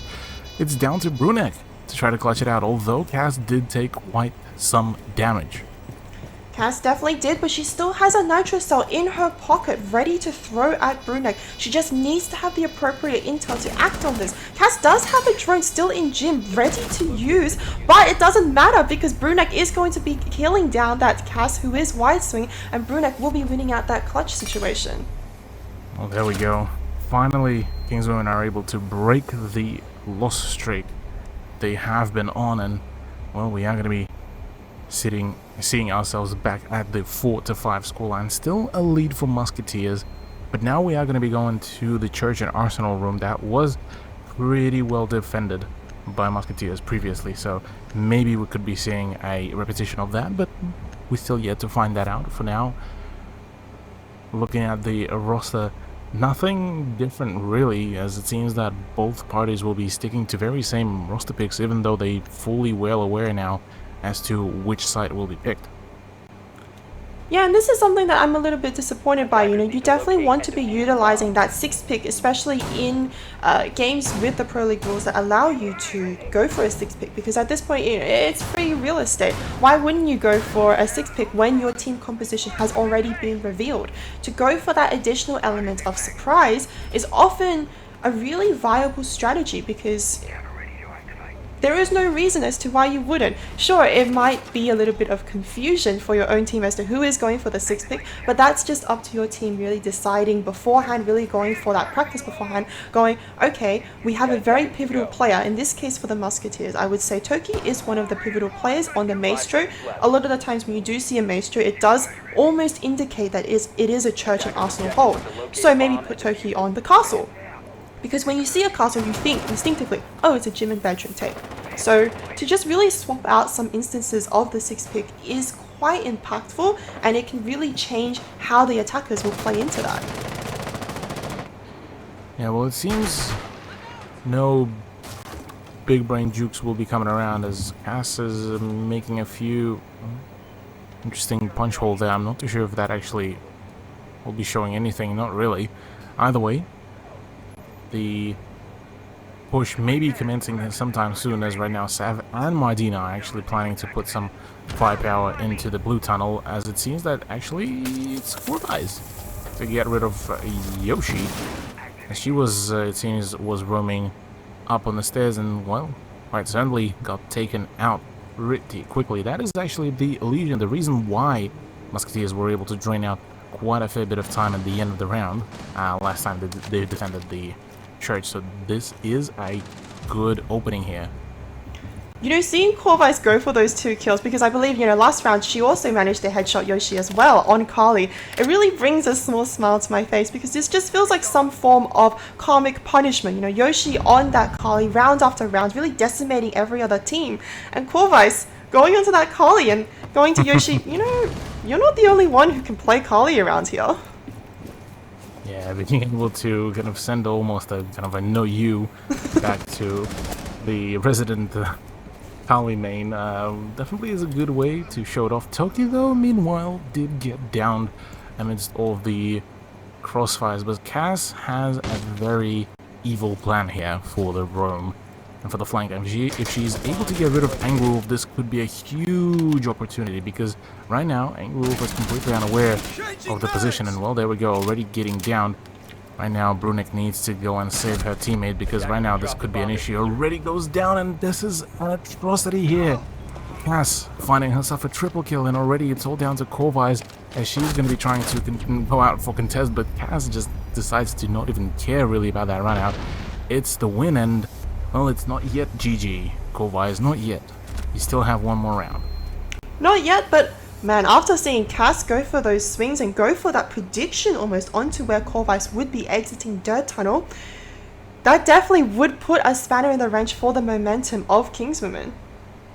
Most definitely. And now, as we are going into CCTV and Cash, once again, the question being, can Kingswomen kind of come back from this, is yet again going to be put on the spot, because right now, yeah, look, the fact that how well Cass was able to play her position out, play out her with her aim, definitely shows that she is very much prepared. She's very much keen to push her team as far as possible right now. Yeah, definitely. And really, they are only just one round away from taking that win. So, for Kingswomen, this could possibly be the last round in which they are able to attack on Clubhouse. They really need to make this work. Any mistakes that they've committed up until this point, they definitely need to be reflecting. They definitely need to be adapting around it, because otherwise there's not going to be a lot of chances for them to adapt. Indeed. Meanwhile, for Musketeers, only one round remaining before they potentially could claim victory here and finally put themselves on the board with the points. And this is by far, I gotta say, one of their much better performances comparative to what we've seen pretty much throughout most of the season, really. They finally able to close out these rounds. They finally able to drain out the time and play for it. And it seems that finally all of those practices, all of those losses have finally resulted in the success so far. Yep, but we can't say anything for certain until this round has been played out, because at this rate, Kingswomen have gone for a few comeback scenarios, so we can't really say anything for certain until we actually see it with our two eyes. But Cass is going to be going for a very aggressive roam all the way down in the basement, which means that she could pop up anywhere really undetected. Yeah, and that has been pretty much the storyline for her pretty much throughout the whole game, really. She's been that kind of the roamer, being everywhere but nowhere, at least in the eyes of Kingswomen. And the fact that it's been a continuous reoccurrence, not just a one-off thing, is definitely an astounding feat to pull off here by the Mozzie player of Musketeers. Already after the rehost, she's already dropping a 10 bomb, and that's already quite a testament that she's been one of the few sole purposes as to why the Musketeers was successful. Yeah, definitely. And alongside that intel that is provided by the drones that her Mozzie Pest gives her, she can not only act as that fragging operator, but also as that intel operator based on where those drones are being positioned. Yeah, the drone game from Cass as well, with the fact that the drones did get captured a fair few times, is definitely a huge thing. Now that she gets information that there is some presence in the main bedroom, finally we do also see some of those track stingers come around. So Cass might be at a bit of a question whether she wants to use a C4 to clear out most of them, or does she wants to relocate herself, because right now the main push is actually going to be happening onto the cash room. Cass already picks up a kill onto Brunette and decides to actually melee most of these track stingers as she tries sticking up that with Mardina, but that's not even an attempt, that's a full-blown just domination. Yeah, and track stingers are quite an effective method to stop the defenders from pushing up, but it doesn't matter if you're just going to swing and get killed. Sav, meanwhile, gets that kill onto Cheesebender, but gets quickly traded out by Novawick. Cass, meanwhile, in the background, gets that triple kill onto Corvice, and really Cass is just unstoppable at this point. Exactly, yeah, just completely unrelenting and being able to cut down everything that was thrown at her. All of those gunfights were absolutely sensational, really, and she decides to just up the difficulty, it seems, as she just C4s the hatch, but instead it's Toki that closes out the round. It's GG, well played, as it's Musketeers winning out, finally finding their win here in the last week of Season 3. And what a win it is, going for a very decisive 7-4. That's certainly a win to be proud of, as well as Cass, pulling through, really showing that dominance on the Mozzie, on the roam as well. As you were saying, despite going through that rehost, she still managed to finish that game with a 13 bomb and only one death to really pull it aside. Yeah, that's definitely quite a statement from her, being able to pull it off like this.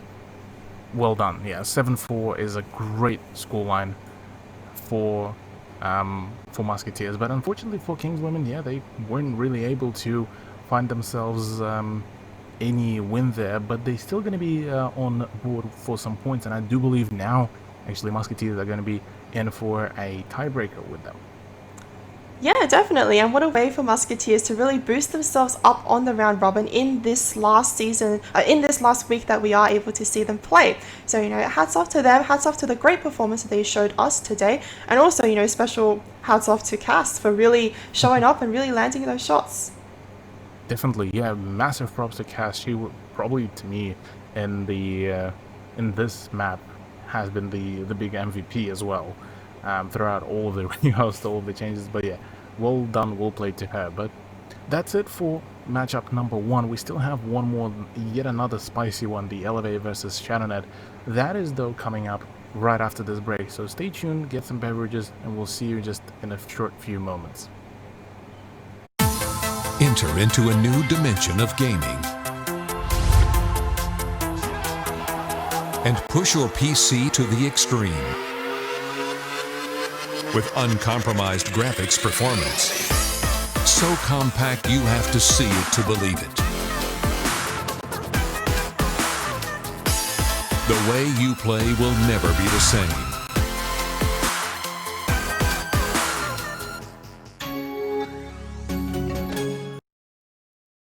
You should come back home.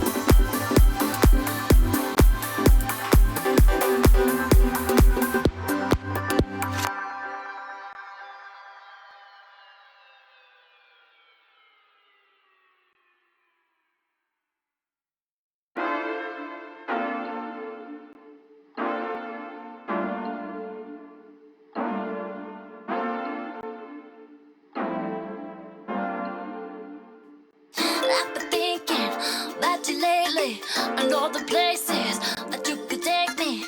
Why you so shy? You got me going wild. 'Cause I've been saying that you got it, baby, give it to me.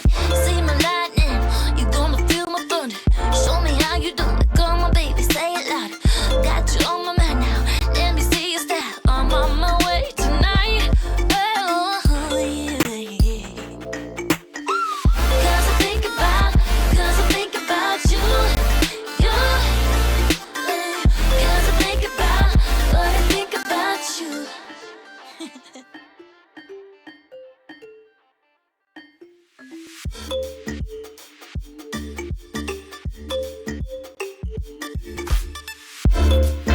I wanted to make you see that you were the one for me. But there was enough 'cause you're up and down and then everything's the same. Baby, how do I make you listen?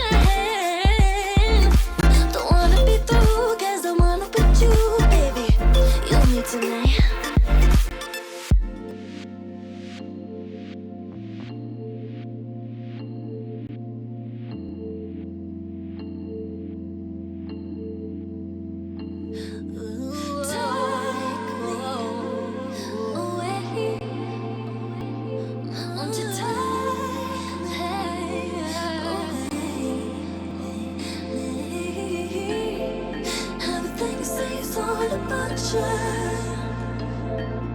Don't need to behave, come on, take me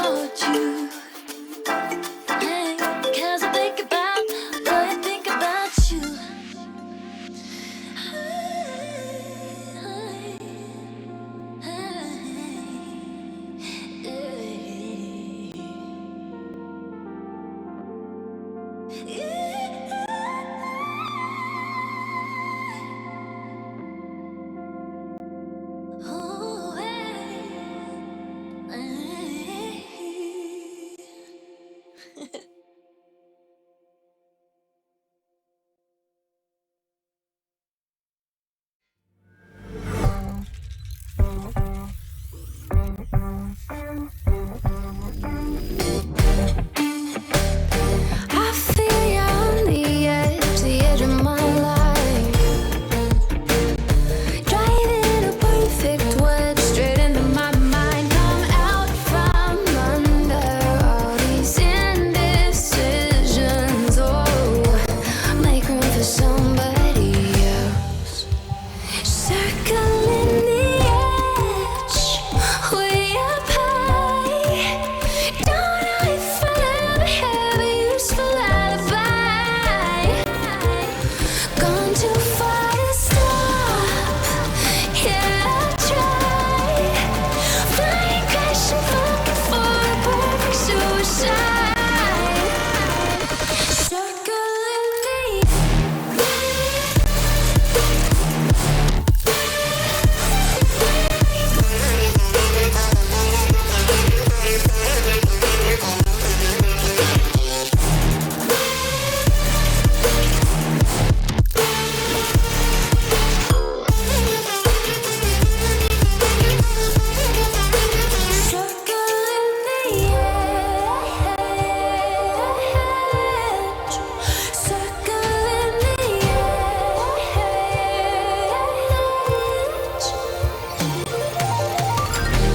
drinking and smoking yourself. Don't even wanna try. Make room for somebody else. Oh, I just wanna hide out from under all these indecisions. Oh, make room for somebody else. Circling the edge, way up high. Don't know if I'll ever have a useful alibi. Gone too far to stop. Yeah, I'll try. Flying, crashing, looking for a perfect suicide. Circling the edge.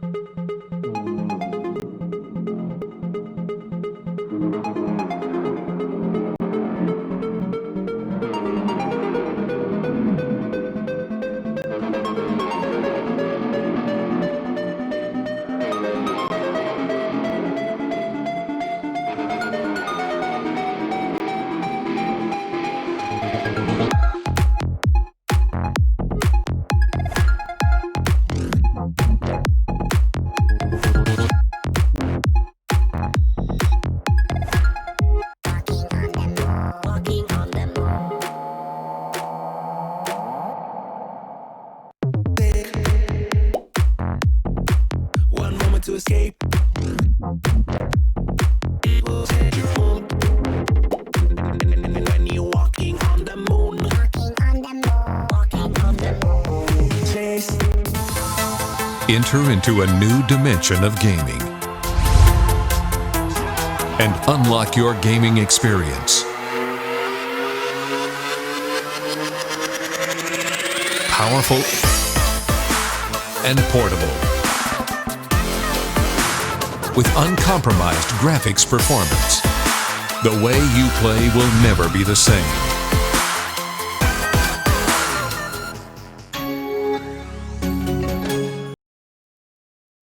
Well, welcome back. Ladies and gentlemen, we are back with some more Week 7 games for Women's League. Cthulhu Empire still on the microphone, and we do get straight away the updates on the scorelines that we've just seen and that were played off stream. So we have a 7-3 in favor of Barry's Bees, interestingly enough, against 71st, and for the match that got streamed just before, Musketeers came out with a 7-4 win as well. Yeah, and this is definitely a little bit unexpected because we were actually talking about this during the round robin standings when we were looking at the standings, that 71st is a team who is ranked higher than Barry's Bees, so logically it would follow that 71st would have a little bit of an advantage when it came into this matchup against Barry's Bees, but ultimately I guess that wasn't the case because 71st definitely fell short in this case, and Barry's Bees has taken out the win. Yeah, there we go. Already two of the upsets have come around. Now we have a potential for the third one as well to happen. It is ShadowNet versus Elevate. It is the big one actually. ShadowNet has shown us some really powerful performances previously. Elevate as well as the undefeatable giant it seems right now, and this is definitely should be a really much of a banger of a matchup, honestly. Because, yeah, I think that this is going to be yet another close game, I feel. Yeah, most definitely. Elevate has shown us that they are incredibly strong, and they have shown that they almost have no weaknesses with their 0-loss streak at this rate. But on the other side, ShadowNet is just as impactful. ShadowNet also don't have a single loss under their belt. In fact, they recently just came out after their victory against Nocturnal, who in the past we had said, Nocturnal and Elevate were one of the top 2 teams in this round robin tourney. So to have ShadowNet so soundly trump Nocturnal, this definitely makes this matchup a lot more closer than what it was before, and it is going to be a lot more interesting to watch as well. Yeah, well, let's have a look at the rosters that will be I was about to say casting today. Now playing today. We are still going to be casting. It's the Elevator roster, the one that came around and well so far had a pretty much on an undefeatable streak. Yep, that roster is going to be Cortari as the team captain, Chloe, Blue, Lola, Buddha, Chaotic Babe as their first up, and Hanwai as their team coach. Yeah, that whole roster has been absolutely showing us some phenomenal games, some phenomenal frags, and look, tonight they might be put onto quite a test because they are versing against ShadowNet, their main contenders now. After the fact that ShadowNet has managed to get rid of Nocturnal, let's have a look at their roster as well, and well, see who will Elevate be challenged by. It is Minxie, Mons, Diana, Soy, Crips, Time for Pie, and Crimsbeck as the team coach that will be coming around. And looking right now at the lobby roster as well, all 5 core players are in, so this is going to be an absolute bloodbath, I feel. Most definitely. Both teams are showing up with their core players and with their strongest achievements in their hands as well. So to see, these two teams who have shown that they are quite capable when it comes to defense, when they come to attack, when it comes to being aggressive, and when it comes to just playing out the time. Both these teams are able to do all those things and more. So I can only hope to imagine which team will be coming out on top. Yeah, well, this is definitely going to be quite a test to both of the rosters, as a matter of fact, because I feel that this is probably the one time where I feel Elevate might actually feel quite threatened by so far ShadowNet having just about the same win streak for themselves. So look, let's have a look at the map vetoes as well, because this is the thing that will be pretty much deciding what could be the potential outcome here. It is going to be I believe Oregon, not Clubhouse, so quick change up of that will be done. But look, Oregon is going to be the map that we're actually going to be seeing, and I'm honestly quite excited to see what could be done here, because both of the teams have played quite plentifully on it, so shouldn't be really a whole lot of issues with adapting to certain strats, really. Yeah, Oregon has definitely been one of ShadowNet's strengths. They have won a lot of formidable games on Oregon, most notably the last game that was on stream against Nocturnal, when the odds weren't so much in their favor and they managed to pull out a very decisive victory. It was actually on Oregon. So for a team like Elevate going into this, it could be very intimidating, or it could not be, because ShadowNet has shown a lot of strategy already on Oregon. So if Elevate have been paying attention and if they have gone over the VODs, ShadowNet could be at a little bit of a disadvantage, because maybe some of their core strengths, their core plans have already been revealed.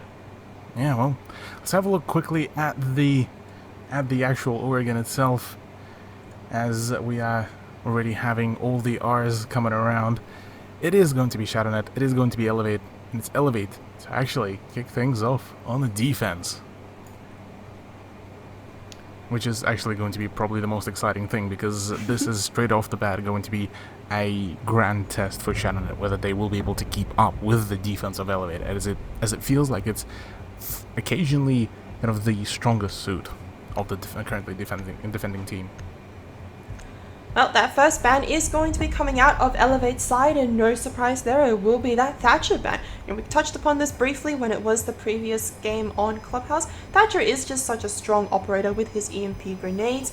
As a defender, you don't want to go up against it, because it just causes so much headache that, a quick ban would just solve that problem. Yeah. Next up ban could be potentially maybe a Maverick, maybe an Ace to be banned out, but instead going to be neither, which is actually going to be the operator that we've been talking during Clubhouse that could have been thrown in quite a spanner in the works of both of the roaming sides, but it seems that Jackal this time will be taken out, same as Kayed actually, and this does actually pose a question whether there will be quite a whole lot of roaming from both sides, given that it was actually ShadowNet that banned both Jackal and Kayed.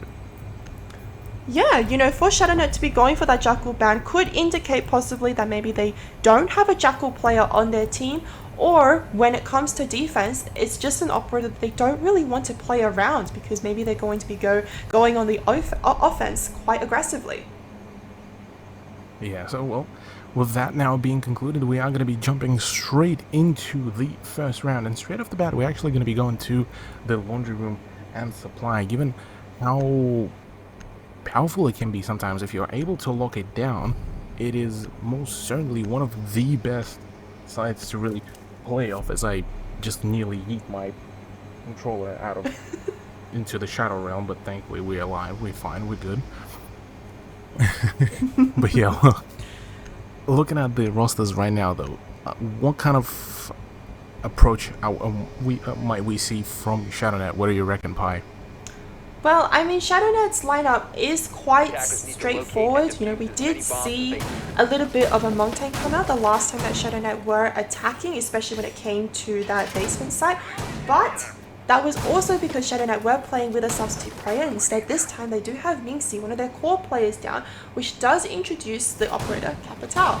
Capital is such an effective operator when it comes to clearing out those close-knit angles with his fireballs, with his smoke grenades even, to really burn out any ADSs or to really burn out any magnets. That is something that Capital can go for. Alongside, Minxie is holding a hard breaching charge, which does mean that, you could either go for maybe an elbow open, or she could completely bypass that and just go for a hatch opening, seeing as the Cade is banned out.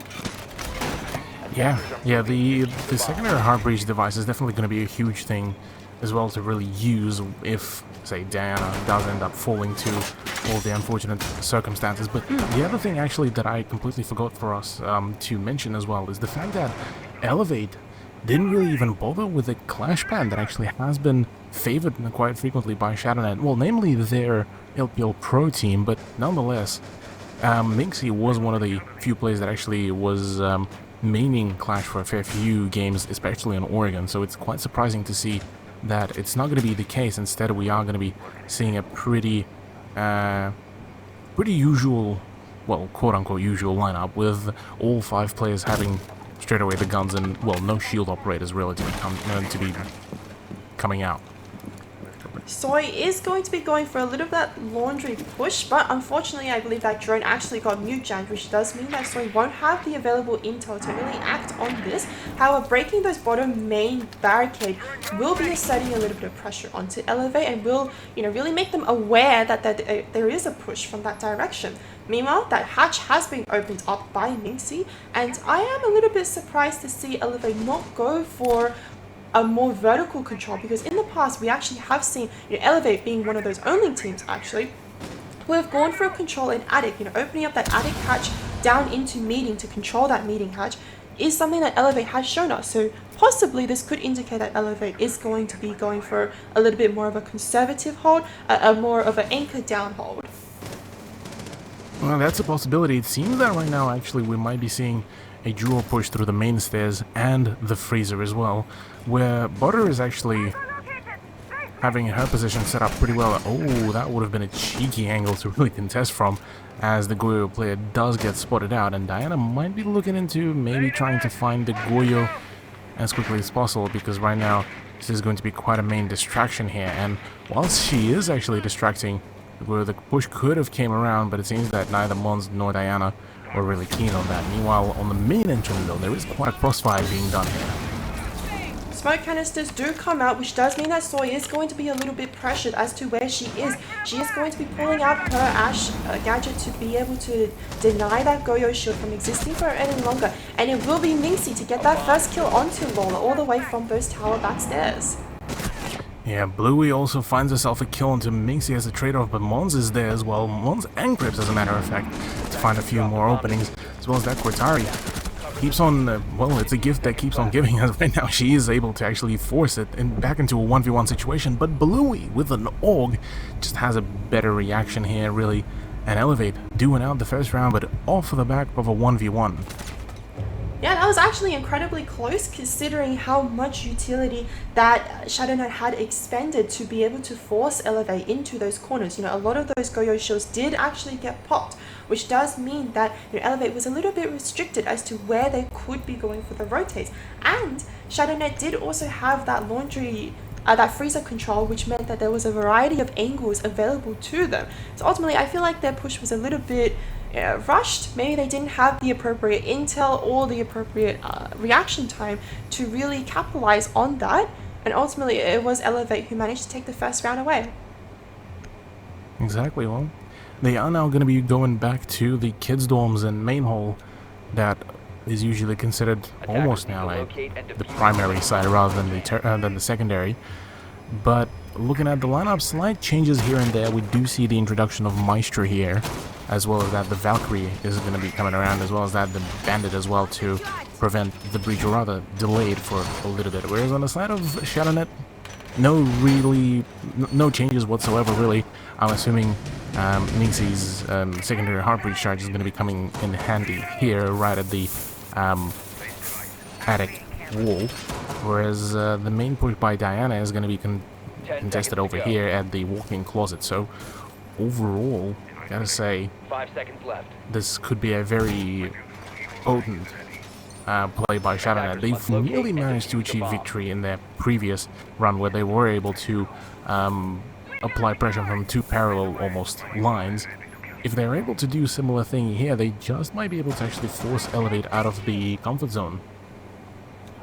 Yeah, going for such a for such a multi-directional attack is always going to be very beneficial towards the attacking team, because it puts a lot of pressure on the defenders, because you don't really know where exactly to look as a defender. From when your back and your front hard walls are being opened, it really takes a lot of decision making to really commit towards which direction you're going to be going for. Soy, meanwhile, is outside that main entrance. I believe she should be going for those bandit charges on that class, or on below in classroom onto that walk-in.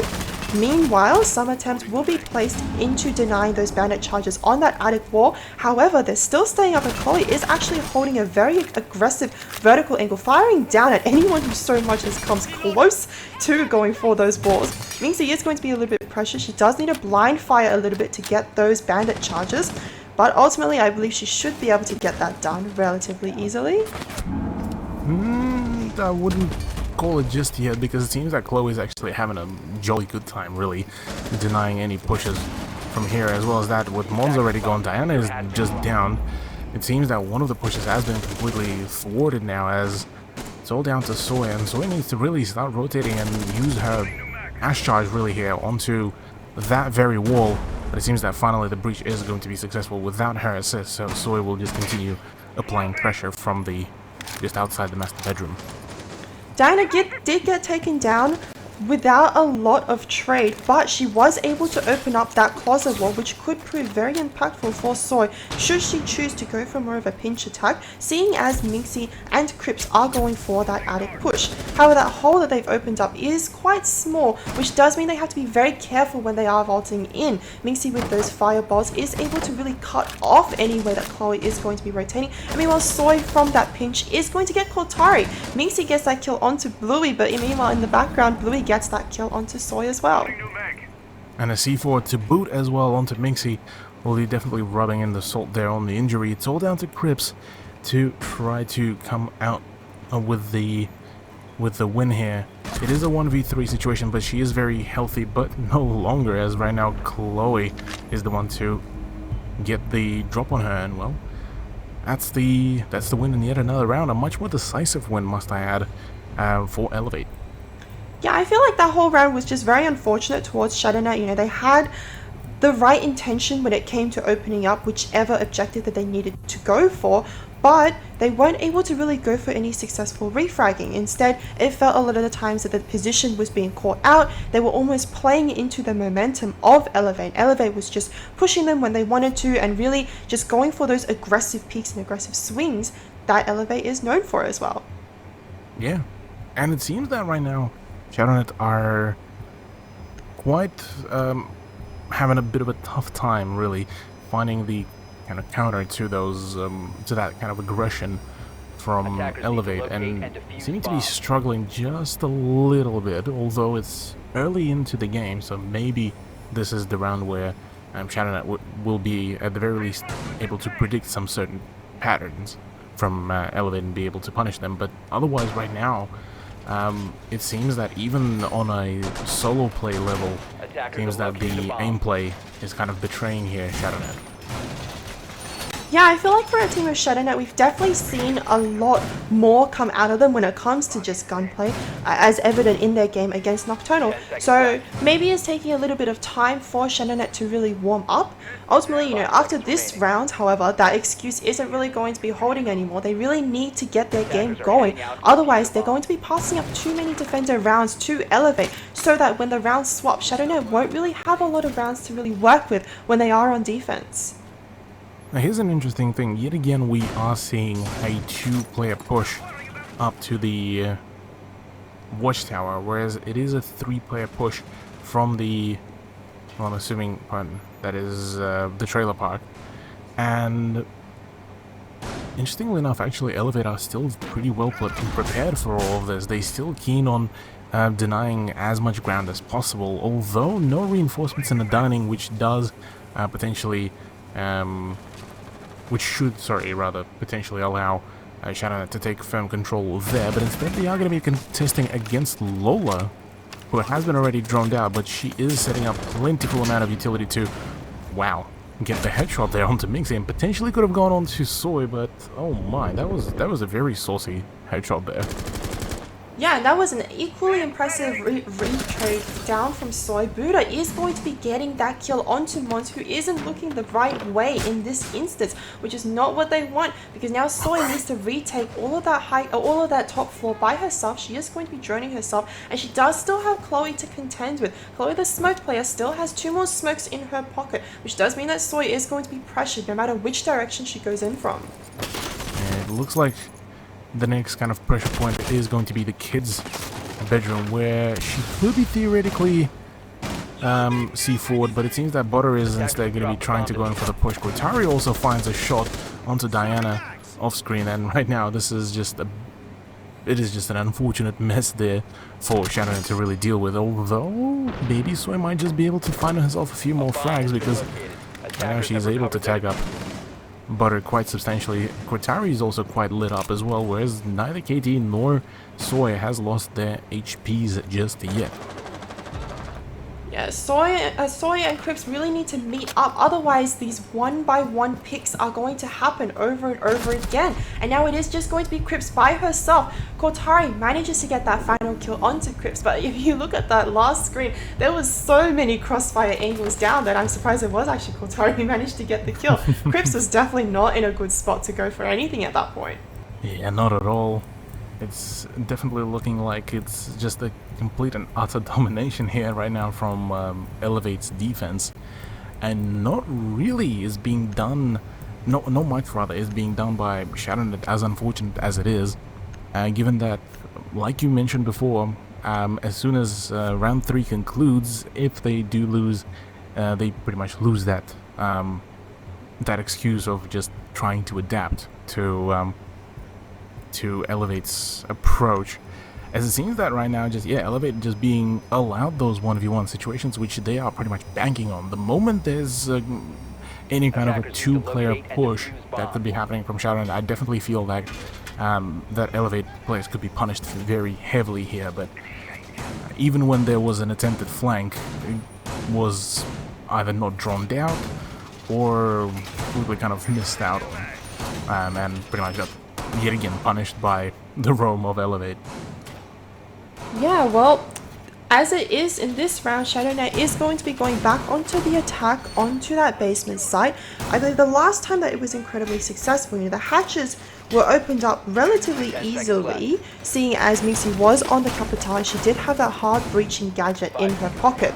This time, however, it will be Crips on that Cabana, which does mean that there isn't going to be any Nomad available. No Nomad means no air jabs available, which means that the flank denial is going to be a little bit more trickier for ShadowNet to stay on top of. Obviously, if you still have the appropriate drones covering where the air jabs would supposedly be, there is no difference to that, but for the drones to really cover effectively, you need one person to be always sitting on it, which does mean one less person to be active in a gunfight. Yeah, the gunfights and the team play has certainly been a little bit of a issue there to deal with. Funnily enough though, straight away, Butter that did try to go for a little bit of an aggressive angle will be already forced out of her position pretty quickly by Mingxi, as she will be falling back to the secondary shield that she's placed. So at the moment, it's definitely looking like maybe ShadowNet are ramping up their aggression, but they haven't yet got the frag, so can't really call that yet. Instead, maybe Mons is going to be going in for the push. There was an attempt at the punch hole peak, I believe, just around here, but instead we've seen pretty much all of the forces kind of pull back from Elevate side. Yeah, seeing as ShadowNet have opened up into this site, Mingxi did actually manage to go for a little run into that bunker. Mingxi is actually going to be running straight in. It doesn't matter that the Go-Yo shield is actually popped. Mingxi will be taking a little bit of damage. Unfortunately, that wall has been fully reinforced, and there is a new jammer on it, which does mean that ShadowNet will have further obstacles to contend with. But Mingxi is going to be going for an aggressive push. Doesn't matter though, because Lola will be getting that kill onto Crips, Soy getting that refrag onto Lola. Mingxi is in a safe position. I wouldn't say safe to rest, seeing as one wide swing could be the downfall of both members, but Mingxi does manage to go up. Chloe is playing more right. Soy is going to be holding down that long angle, and ShadowNet looks to be going for a little bit more of a successful take. Yeah. Talking about the situation that Mingxi was in, if even there was a smoke grenade thrown right by that wall, the smoke coming through the wall could have actually killed Mingxi there as well. So there were a few opportunities for that turnout to happen. But it seems that Diana's Selma charge has actually forced one of the defenders out of their position. So this is definitely a good clear. Although only 25 seconds remaining and still 2 smoke grenades remaining, Chloe could definitely deny quite a fair bit of time. Soy already taking quite some damage as well. This is not looking too pretty here. There is a push onto the site for Diana to be able to place down that bomb. And Diana and Mons, not going to place down that bomb. Actually, Diana is going to be going for a swing and then go for a bomb place. Bluey doesn't spot out Diana in that corner. Oh no, that was almost going to be Elevate's downfall. Luckily, in those last final few seconds, Bluey does manage to spot out Diana in that corner, all tucked away. Does get that little one tap on her, which does mean that Elevate will be taking that round under their belt as well. Oh man, oh gosh, that was definitely nearly a huge misplay from Bluey, but still able to come out victorious in that one. Back to Kids Dorm we go. So far, it's a 4-round streak here for Elevate, and it does look like they're planning to really ease up anytime soon. Really, it's a complete domination at the moment, and for Sharon, just a series of unfortunate events. The last round was probably one of their most dominant and one of their most aggressive ones. So I'm assuming that if they will just turn up their aggression, they might just be able to come out victorious. Yes, Bluey, I would have to agree with you on that one. I think also the position in which Diana was going for the plant is very unexpected. A lot of the times you would expect the attackers to plant closer towards the door instead of right in front of the breach. Admittedly, the breach was opened by Diana's ace Selma charge earlier, but at the same time, you see Diana there and your brain sort of just glosses over it. You're like, surely that's not actually someone planting. I'm just gonna wide swing instead. And suddenly some part of your brain clicks and you go, that is actually someone planting. Yeah, it's one of those things that is just like, oh, surely they're not gonna plant there. Oh wait, they are. Surely that's just a dead body. Oh wait, it's moving? Oh wait, it's a planter. They clicking the buttons on the diffuser. Oh gosh. Yeah, it do be like that sometimes though. So I do relate to that struggle, I suppose. But yeah, so far, slight change yet again from Elevate's lineup. We do see the introduction of Melusi that I believe we haven't seen previously. As well as that, there's not going to be actually a permanent position in the Armory. Instead, it's Cortari that will be trying to almost play for a retake of Armory.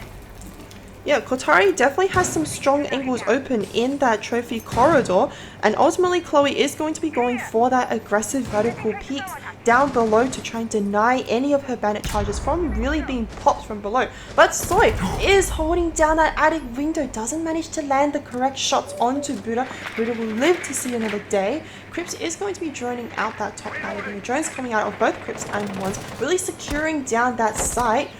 Diana is going to be going for a little bit of a pre-fire, and once again that trophy wall has been half opened, which does give a little bit of stress as to Shadownet when they push in, because it does mean that there is more angles to really contend from.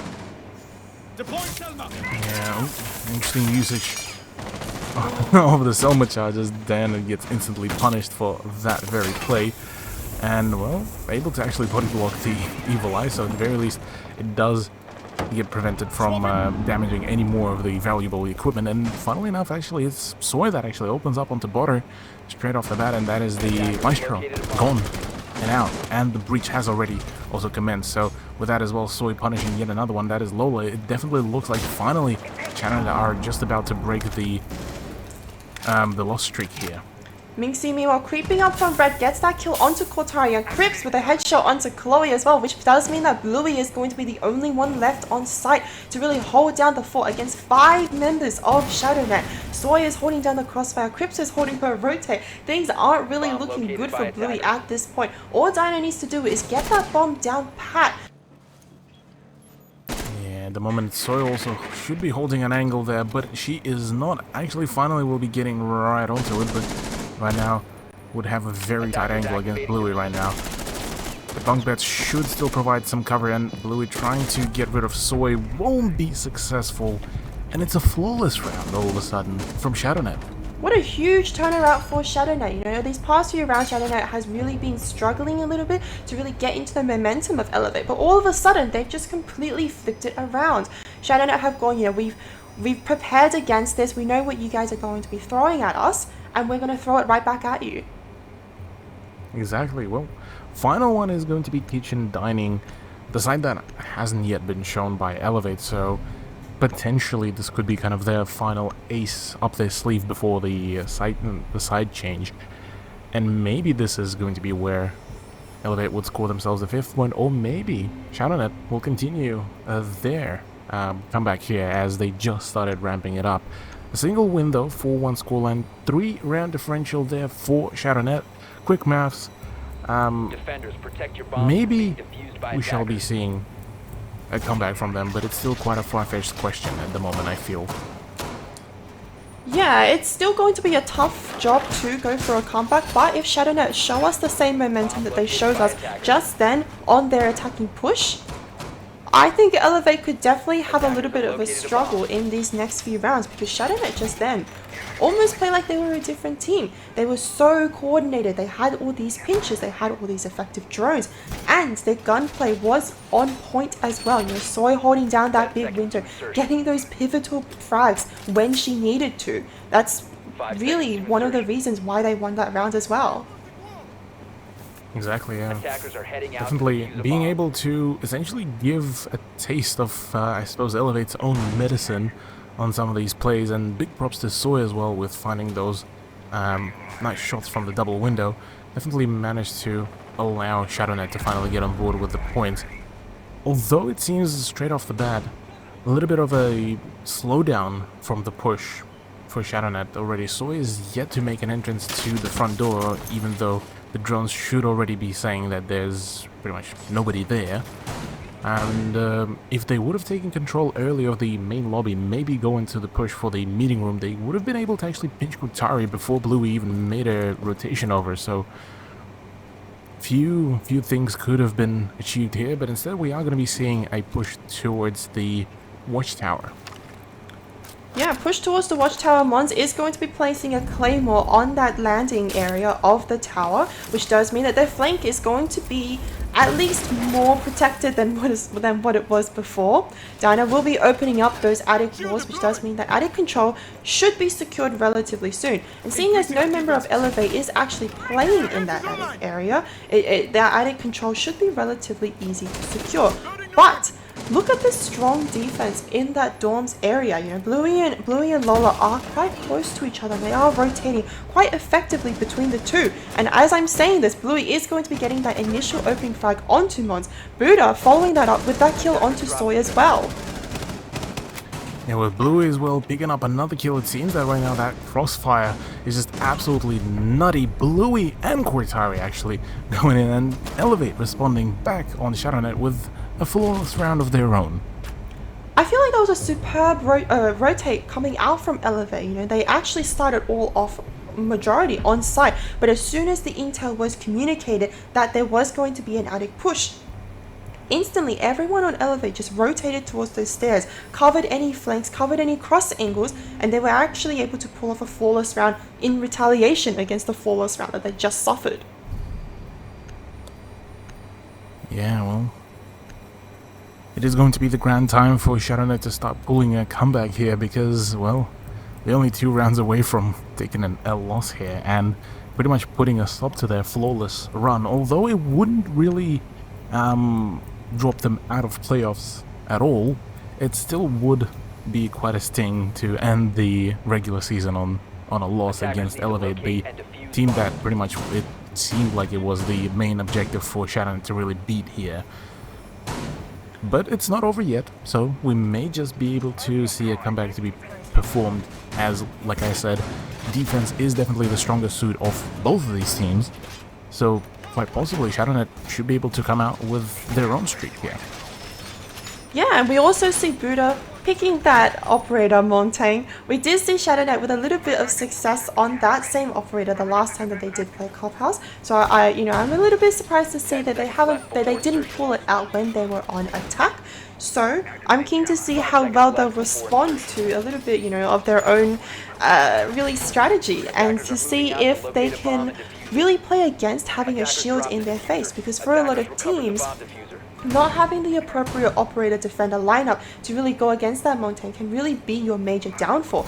And for ShadowNet, they have C4s in pockets, so going against Buddha shouldn't be the worst task available. Yeah, well, we'll have to see that. It's going to be, in any case, Buddha is actually already going in, locking out the master bedroom and potentially starting to already gain some information here. I don't think the drones have really yet called out if the armory is clear, so I would be quite cautious about their approach. But it seems that right now, this is already, in a matter of less than a minute, already we see a breach in through the walk-in closet. Yeah, what a fast breach that is, and Buddha now holding down that game's door, that trophy door, is going to be pinging out that there is a deployable shield in her way. You know, these new Gadget 2.0 systems really helping it out. A little bit of an angle is going to be opened up into that attic, which does mean that any further attic control is going to be denied by Elevate. Goyo's shield does get popped, but Crips is playing below, which does mean she could be going for a potential C4. No air jab here either as well, so this should be a free real estate really for Crips to take. C4 does come out. Kotari is down. Another swing. That's Chloe out of the equation as well. And what a fantastic play so far by Katie. Mingxi meanwhile takes down a Buddha on that Montaigne, not through a C4 but through her gun. Lola meanwhile going for a flank in that classroom, takes down Crips who wasn't quite expecting it, and it is just going to be Bluey and Lola going for that trophy push. They still don't have that diffuser in their pocket because Kotari is downed on site with that diffuser. They are staring right at it, so they should be able to, maybe go for some intel through their down teammate. Lola with that headshot onto Mons. What a beautiful shot. Really evens out the odds a lot, and it does mean that they are able to go for a more successful push. Yeah, at the moment, Bluey able to find yet another frag here, but Lola gets fragged out by Soy. Bluey finally finds herself a double kill, 42 seconds, but Diana versus Bluey could be the big play here. 36 seconds remaining, and this is probably going to be one of the most important ones, one of the most important clutches for Diana to clutch it out as she misses out the shots. But oh, Bluey catches her right as she rips the Velcro on that C4, and Elevate get themselves the round 7. That was an incredibly close round coming out from both Elevate and ShadowNet. It was actually similar to the first round that they played when Elevate was on defense and they were holding that basement site.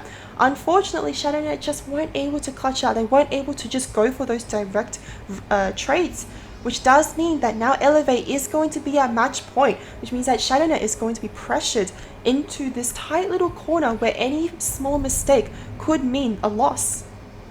Exactly. Well, Laundry and Supply Room is going to be that final chance for ShadowNet to try to keep themselves up further in the game, but so far I'm definitely digging the way how aggressive Elevate has been using Monty, how aggressive they've been at pushing up.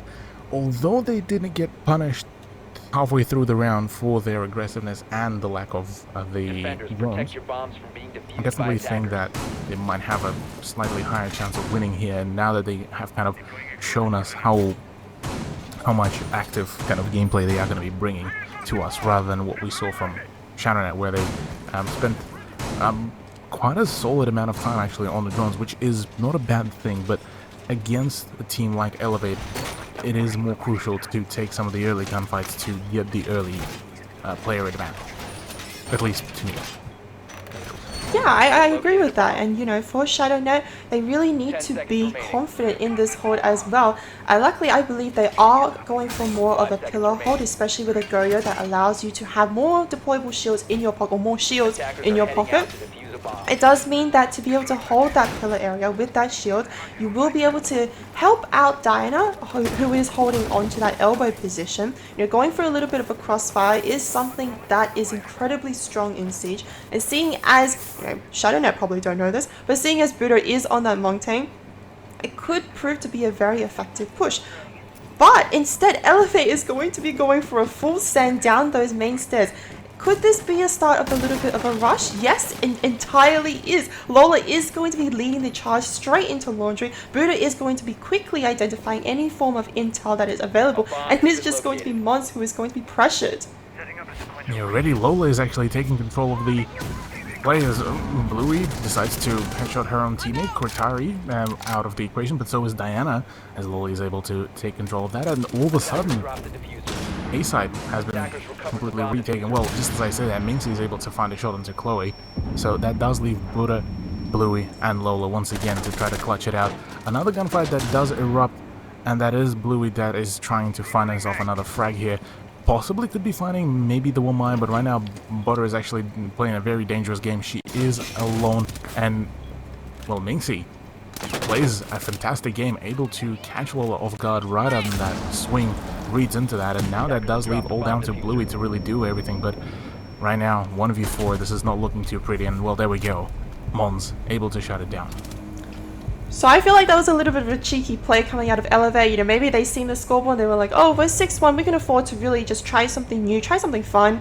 Unfortunately, that wasn't quite the play that in that moment. And Elevate, you know, weren't that successful with a rush. Possibly if they had gone operators who were more intended towards a rush and had Buddha, you know, pushing up more aggressively with members of Elevate actually capitalizing on that intel, round could have gone completely different.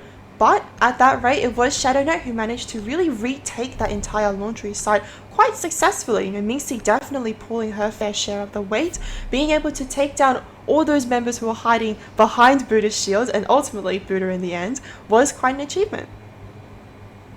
Exactly, well, that is a very... that was a very quick conclusion of the previous round, so we are going to be seeing ourselves move back to the kids' dorms. And main hall, which previously has been taken by Elevate only off the back of a 1v1, so theoretically we might be seeing a bit of a change of plans maybe from Elevate, and well, surely we do. We have a pick of a Maverick from Butter, so that said, much more hard breaching will be done here. I would expect that both the attic wall and the walk-in closet will be opened up pretty quickly now. Bigger question is, how are they going to be dealing with some of the roam clear, because I'm assuming that Minxie may be playing around the armories slash armory stairs area, or if not, maybe one of the other defenders, because previously that position could have really quite severely could have punished Elevate if they weren't too careful. Yeah, so Elevate need to be very careful with how they are droning out Shadow Knight, because I believe last time they were able to quickly get all those walls open. They were actually able to go for that side control, but ultimately they lost control of that bomb, which meant that they had to go for almost a retake onto that diffuser, in which case Shadow Knight were holding down a variety of cross angles and it really forced Elevate to be in very awkward situations. Yeah, well, there we go already. Bluey not really wasting any time there. Getting rid of the mute jammer will be there to deal some damage. Crips is actually straight off the bat just playing a very almost passive angle here, just waiting for the push to happen. Maverick, meanwhile, of Butter will be actually rotating over to, well, not really rotating, pardon me. Only just going in for the drone, trying to find KT. Meanwhile, I believe actually, yeah, Chloe will be already rotating over to the walk-in closet to try to get a breach there as well. As it seems that right now, Cortari and Butter are going to be the main two people to try to prevent the push, as already both of the frag grenades as well as that, both of the ADSs will be already used up. And well, that surely forced Crips T out of the position, so that is already quite a quick and easy push out of the comfort zone. That Legion Gurmai does get triggered off by Bluey, which will tell Minxie a little bit of info that there is someone playing in that master bedroom. Unfortunately, she doesn't quite have enough intelligence to really act upon this. Otherwise, she could have gone for a little bit of a cheeky warbang, but she definitely knows that there's at least one member in that room. Exactly. Well, Butter is actually approaching already quite slowly the doorway to try to maybe, you know, set up another crossfire, but right now Minxie hopping off, going in for the swing, but gets pretty quickly shot down by Butter as well. Very nice clean trade. Chloe also opens up onto Crips T, and right now this is all down to Soy, Mons, and Diana, as right now the remaining three players of Shadownet are in grave danger. Diana does have that C4 in her pocket ready. Should Elevate go for that D4 plant through that, Elevate will play into the hands of ShadowNet. Chloe Ready, is... the plant is Yeah. Corey is going to be going for a bomb diffusal, but ultimately it will be Dynasty who takes on Cortari, who was actually playing below.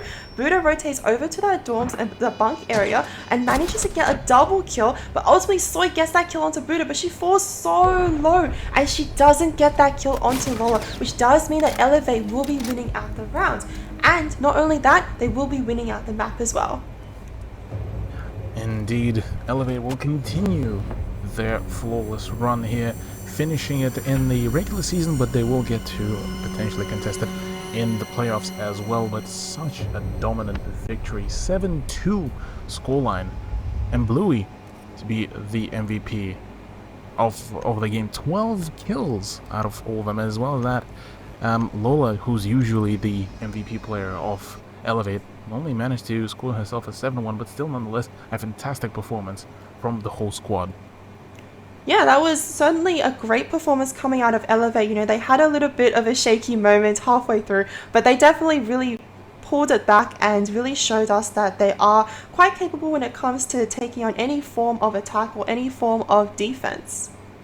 Oh yeah, most definitely. Elevate definitely upping their standards, upping their quality of the push, and look, this is just yet another statement that they are very much ready for the playoffs, very much ready to take the potentially the win when the playoffs do come around. But a very unfortunate loss for ShadowNet, although that does still put them on the second place, and that should still ensure us, I would imagine, a slightly well, maybe a slightly easier matchup. I'm not too sure, but let's have a look though at the final scorelines for tonight for all of the matches that we've seen.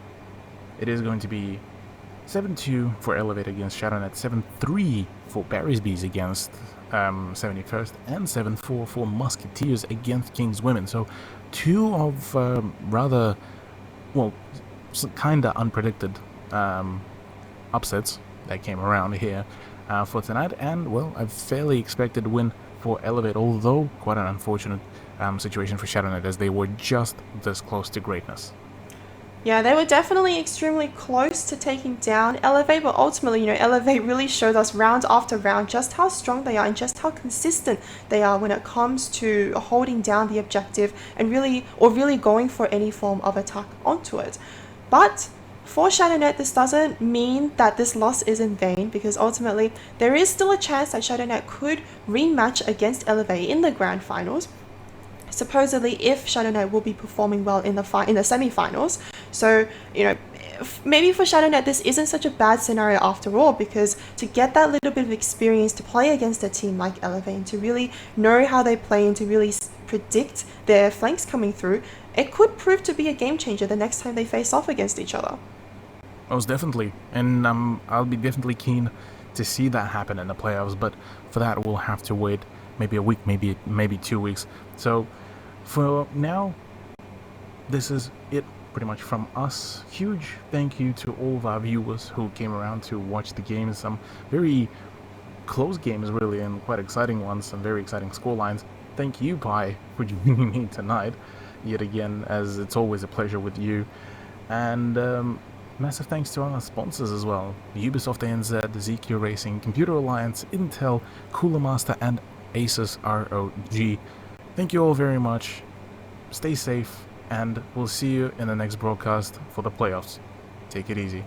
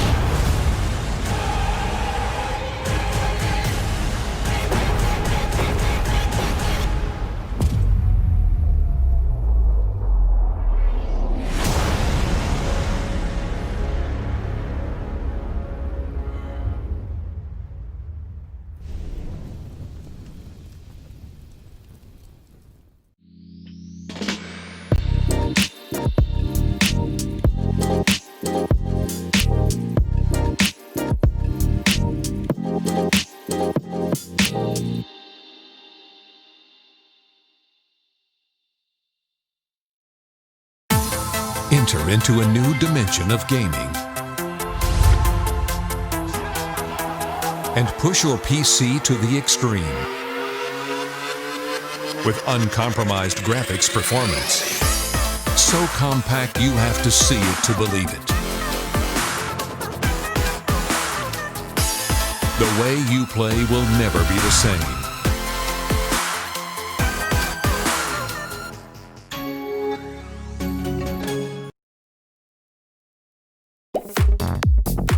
Your happy place will change your groove when you're dancing on the moon, dancing on the moon. When we dance again, all our trouble seems to fade away. This is how I feel when you take me to some levels that I've never been. When we dance again, all our trouble seems to fade away.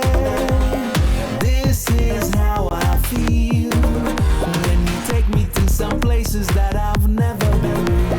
When we dance again, that I've never been, that I've never been, that I've never, ever, never, ever, never been.